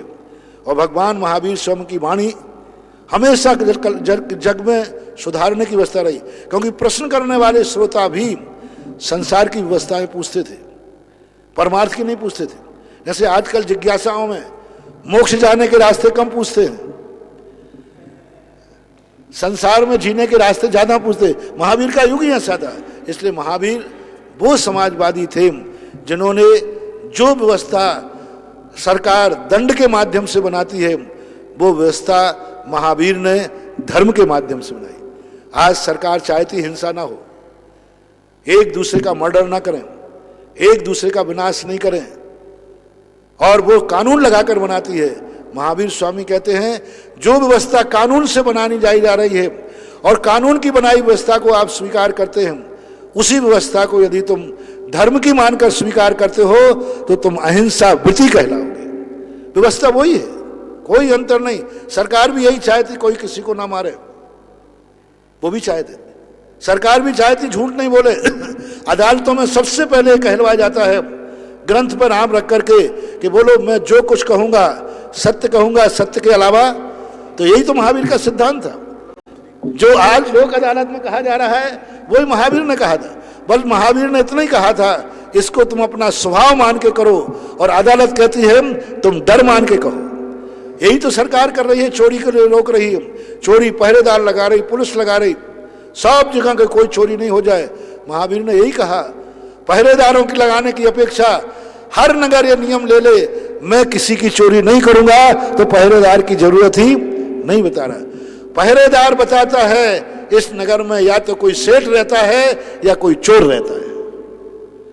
पहरेदार, पुलिस का पहरा जहां हो वहां दो ही चीजें समझना, यहां तो या तो कोई सेठ रहता है और या यहां कोई चोर रहता है, कोई पापी रहता है, या तो कोई पुण्यात्मा रहता है जिसकी रक्षा की जा रही है, या कोई पापी रहता है जिसके लिए पाबंद किया जा रहा है। और यही बात कुशील के लिए कही। आज देखो कितने रैप हो रहे हैं, कितने बलात्कार हो रहे हैं, कितना चिंतित है। सरकार कानून बना रही है, सारूर कठोर से कठोर सजाएं दे रही है, फिर भी बलात्कार नहीं रुक रहे, फिर भी रहे फांसी की सजा दे जा रही है। महावीर ने यही तो उपदेश कहा, प्रत्येक व्यक्ति को ब्रह्मचर्य व्रत से, ब्रह्मचर्य अणुव्रत से इतनी भावनाओं से भर दो कि वो किसी के ऊपर आंख उठाकर बुरी नजर से देखे ही नहीं, किसी के अपहरण करने की बात ही नहीं सोचे। ये महावीर ने अपने उपदेशों में कहा। जो सरकार कानून बना के कर रही है, महावीर ने धर्म मान के कहा। परिग्रह की बात, आज सरकार इंदिरा गांधी ने 20 सूत्रीय कार्यक्रम बनाए थे, आज सरकार यही बनाने वाली सब डर रहे हैं। हर व्यक्ति का परिग्रह उतना ही हो, उतने मकान हो, उतनी जमीन हो, उतना धन हो जितनी जरूरत हो। आज ये कानून बन रहा है और कानून के लिए तैयारी है सरकार कि हर व्यक्ति के पास परिग्रह। महावीर ने धर्म मान के उपदेश दिया, अपने पास अनर्थात्मक परिग्रह मत रखो, परिग्रह का संचय मत करो। जितना परिग्रह तुम्हारी जिंदगी में शामिल है उतना ही करो। ज्यादा परिग्रह रखने से तुम्हें बहवारम परिग्रहत्वम नारकस्य सा, बहुत आराम परिग्रह से नरक क्यों मिलता है। मैंने ये सोचा, यदि किसी के पास धन है और वो तिजोरी में गाड़ रहा है, तिजोरी में रख रहा है, तो उसको नरक क्यों मिल रहा है? क्यों नरक मिल रहा है? वो तो उसका परिग्रह है, उसकी कमाई है। हो जो परिग्रह तुमने निकाल के रख लिया, बैंक से जो नोट चला था वो जनता की उपयोगिता के लिए रखा था, आपने तिजोरी में बंद कर लिया, कितने लोगों को अंतराय डाल दिया। एक बहुत अच्छा उदाहरण ध्यान आ रहा है। एक बार एक किताब हम लोगों को विहार करते करते एक किताब मिली मंदिर के अंदर, बहुत अच्छी किताब थी, नाम नहीं बता रहा हूं। वो किताब हम लोग बहुत दिन से आचार्य जी उदाहरण देते थे, कहते थे, मिलते ही हम लोग आचार्य जी ये किताब मिली है, हम लोग ये किताब को रख लें। पहले हम लोग जब संघ में थे आचार्य जी, हम लोग अपनी इच्छा से एक पेंसिल भी नहीं रख सकते, पहले वहां पास कराना पड़ेगी। यदि बिना पास की हुई कोई चीज हम लोगों के टेबल पर पाई गई तो फिर तो काले पानी की सजा है। कोई चीज टेबल पे आएगी, आचार्य जी कभी यदि तुम भी उठा के यदि रख के गए और आचार्य जी निकल के देख लिया, बोले ये किताब कैसे आई, बोले फलाना व्यक्ति भेंट कर गया, तो तुमने यहां क्यों रखी, उठा के ऊपर क्यों नहीं रखी? हर चीज उनके पूछ के लाना। तो हम लोगों ने वो किताब के लिए बोले क्यों नहीं, हमने कमेटी से मंजूरी ले ली है। कमेटी ने कह दिया, आचार्य ने कमेटी ने तो कह दिया, तुम्हें कौन मना करेगा। लेकिन जिस व्यक्ति ने मंदिर में रखा था ये किताब, तुम्हारे लिए रखी थी कि सबके लिए रखी थी? बोले सबके लिए रखी थी। अब इस किताब को तुम रख लोगे तो कितने लोगों को पाचन करने का अंतराय बनेगा तुम्हें। कल के दिन कल दूसरा आया, उसको वो किताब ढूंढना पड़ी, नहीं मिली, क्योंकि वो तुम्हारे बस्ते में है। तो तुम बस्ते में किताब रख लोगे तो जितने साल तक तुम रखोगे और जितने लोग पढ़ने की इच्छा रखते हैं उतना ज्ञानावर्णी कर्म का बंध तुम्हें होगा। तो जितना ज्ञान तुम्हें इसको पढ़ने से नहीं मिलेगा, उससे कई गुना ज्ञानावर्णी कर्म का बंध तुम्हें हो जाएगा। इसलिए पढ़ लो और पढ़ करके यहीं रखो। कम ज्ञान में भी तुम बहुत ज्ञान पढ़ो रहे, लेकिन शास्त्र को अपने बस्ते में बांध के मत रखो, क्योंकि ये शास्त्र सार्वजनिक है। वो स्मरण मुझे अभी होके आ गया, यही स्थान तो नोट रिजर्व बैंक से छपा है काय के लिए, विनिमय के लिए। आपने तिजोरी में एक दिन रख लिया, एक दिन वो बाजार से वंचित हो गया, गाड़ के रख दिया सोना, और इसलिए इतने सारे लोगों का अंतराय करता है। महावीर ने उपदेश में कहा, तुम परिग्रह को जोड़ के रख रहे हो, उधर बाहर जनता भूखों मर रही है, बाहर जनता मुद्रास्फीति बढ़ रही है, उधर देश के लिए क्या स्थिति बन रही है, और तुम जोड़ के रख गए हो, तो ये अंतराय कर्म बन रहा है। ये सारी जनता के उपयोग के लिए वो नोट था, वो सोना था, वो जमीन थी। आज लोगों को जमीन नहीं मिल रही है, तुमने 100 प्लाट लेके डाल दिए। अब नगर में लोग प्लाट खरीदना चाहते, जिस वस्तु की कमी होती है उसके रेट बढ़ जाते। जिस वस्तु की बाजार में कमी हो क्या हो जाती है, रेट बढ़ जाते। तुमने एक साथ रख दे, आज गरीब को प्लाट नहीं मिल रहा है, तो महावीर ने कहा संग्रह मत करो, तुम्हें एक प्लाट चाहिए है 2 रख लो, लेकिन 98 छोड़ दो, जिससे दूसरे लोगों का स्थान मिल सके। क्योंकि पृथ्वी सारे जगत के लिए, ये अपरिग्रहवाद का सिद्धांत यदि आज सारा विश्व अपना ले तो कोई गरीब रहेगा ही नहीं। समाजवाद हो जाए, कोई गरीब नहीं रहेगा, सारी गरीबी खत्म हो जाएगी यदि महावीर स्वामी का परिग्रहवाद अपना ले। यदि इन पांचों जो महावीर के सूत्र थे, इस पर यदि संसद में बैठ करके व्याख्यान हो, संसद में बैठकर समीक्षा हो, तो हर विधायक गदगद हो जाएगा। अभी लोकसभा के अध्यक्ष ओम बिरला ने जो महावीर जयंती की पूर्व संध्या पर अपना विचार देश के नाम से दिया है, क्या गजब का दृश्य है। 3-4 मिनट का वक्तव्य है और उन्होंने ऐसा झकझोर दिया सारी दुनिया को, अरे सारी दुनिया किम कर्तव्य मूढ़ हो रही है और ये सब छोड़ करके महावीर के सिद्धांतों पर विचार कर लें तो सारी समस्या मिट जाएगी। और उन्होंने पंचशील व्रतों के ऊपर अपना उपदेश देकर, अपनी बात कहकर बहुत बड़ा किया। आज अपन ने कथा का वाचन करके अनायास योग बन गया, अनायास स्थिति बन गई। और सब विद्वानों से मेरा कहना है कि वाचना के क्रम शुरू कराओ गृहस्थों में, और गृहस्थों से मेरा कहना है वाचना स्वाध्याय शुरू करो।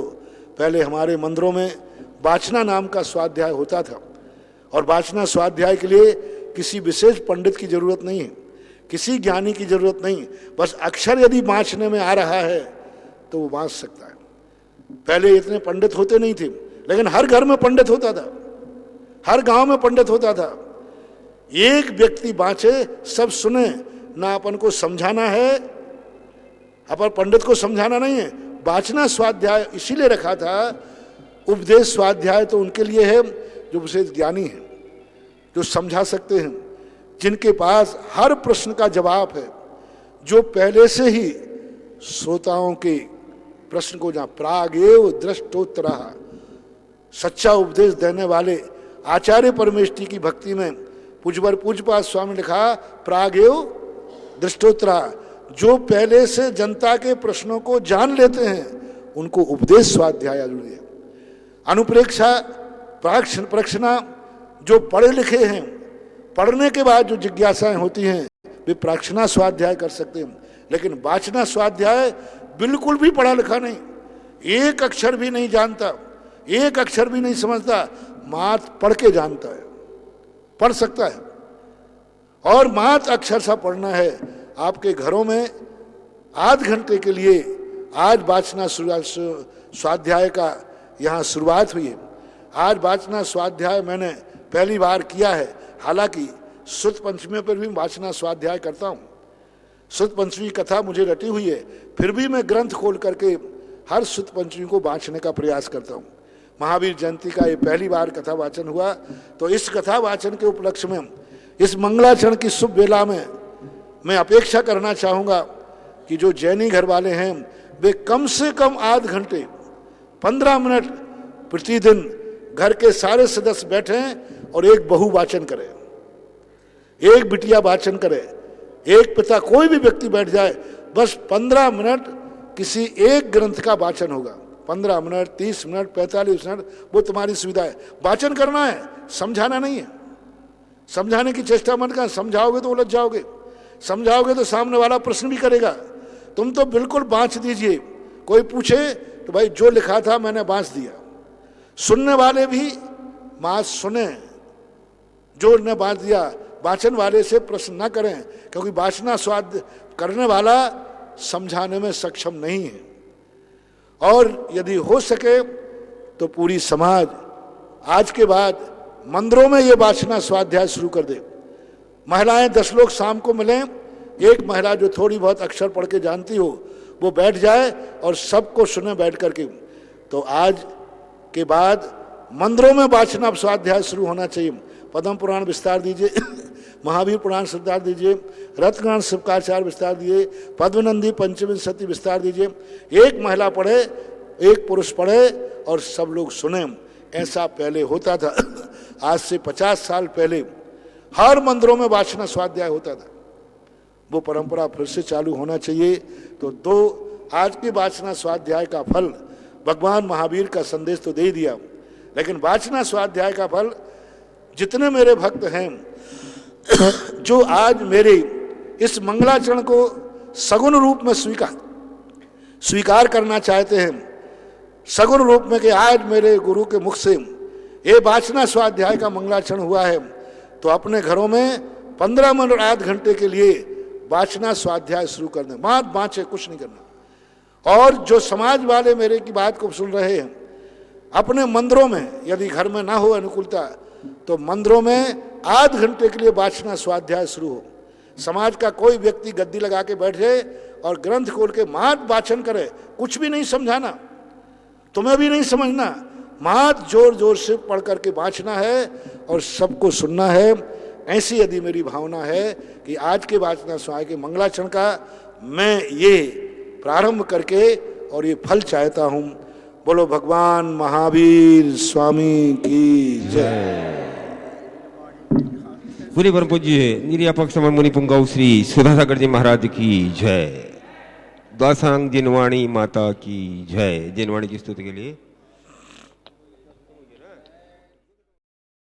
दर्शकों, आज आपने हमारे विशेष प्रसारण के माध्यम से राजस्थान के भीलवाड़ा स्थित बिजौलिया पारसनाथ में परम पूज्य मुनि पुंगव श्री सुधासागर जी महाराज सत्संग के सानिध्य में मनाए गए 24वें तीर्थंकर भगवान महावीर स्वामी के 2619वें जन्म कल्याणक की पावन झलकियों को निहारा, जिसमें आप सभी ने देखा कि बिजौलिया के भक्तों ने प्रभु एवं गुरुदेव की भक्ति कर पूरे भारतवर्ष से इस वैश्विक महामारी को समाप्त कर विश्व शांति की प्रार्थना की। तो दर्शक, अब समय है आपसे विदा लेने का। पुनः होगी आपसे मुलाकात अन्य विशेष प्रसारण के साथ। तब तक आप बने रहिए हमारे साथ और देखते रहिए जिनवाणी चैनल। जय श्रीन्द्र। इस कार्यक्रम के पुण्यार्चक थे धोध सीकर प्रवासी, इम्फाल, बैंगलोर, कलकत्ता निवासी भगवान महावीर स्वामी के जन्म कल्याण के पावन अवसर एवं पिताजी स्वर्गीय श्री मिश्री लाल जी काला एवं मातो श्री स्वर्गीय फूली देवी जैन की पुण्य स्मृति में पुण्यार्चक महेश कुमार काला एवं धर्मपत्नी श्रीमती मंजू देवी जैन, पुत्र एवं पुत्रवधू अंकित कृतिका, पौत्र आरव एवं अद्विक आदि काला, पुत्री एवं दामाद मिकिता अंकित जी, वान्या अर्थव Gangwal Ranchi, firm Variety Traders Complex, Imphal, Calcutta, Bangalore. Shri Saubhagyamal ji, Shrimati Tilak Sundari ji Kataria, Shri Rajendra ji, Shrimati Neelam ji Kataria, Shri Rohan ji, Shrimati Amita ji Kataria, Raunak Rohan Kumar Kataria, Manas Rohan Kumar Kataria, Kataria Automobiles Private Limited, Kataria delivering dreams. राशि ज्योतिष, नौकरी, वैवाहिक, व्यापारिक एवं पारिवारिक समस्या पर जैन ज्योतिष द्वारा एकमात्र समाधान। Contact number 9999600073। अपनी जन्म तिथि, समय व जन्म स्थान फोटो व्हाट्सएप करें 9999600073। राजेंद्र के गोधा, श्रीमती त्रिशला गोधा, शैलेंद्र प्रियंका गोधा, निशांत, डॉली, दिविक, वेया। संपादक समाचार जगत, जयपुर, राजस्थान।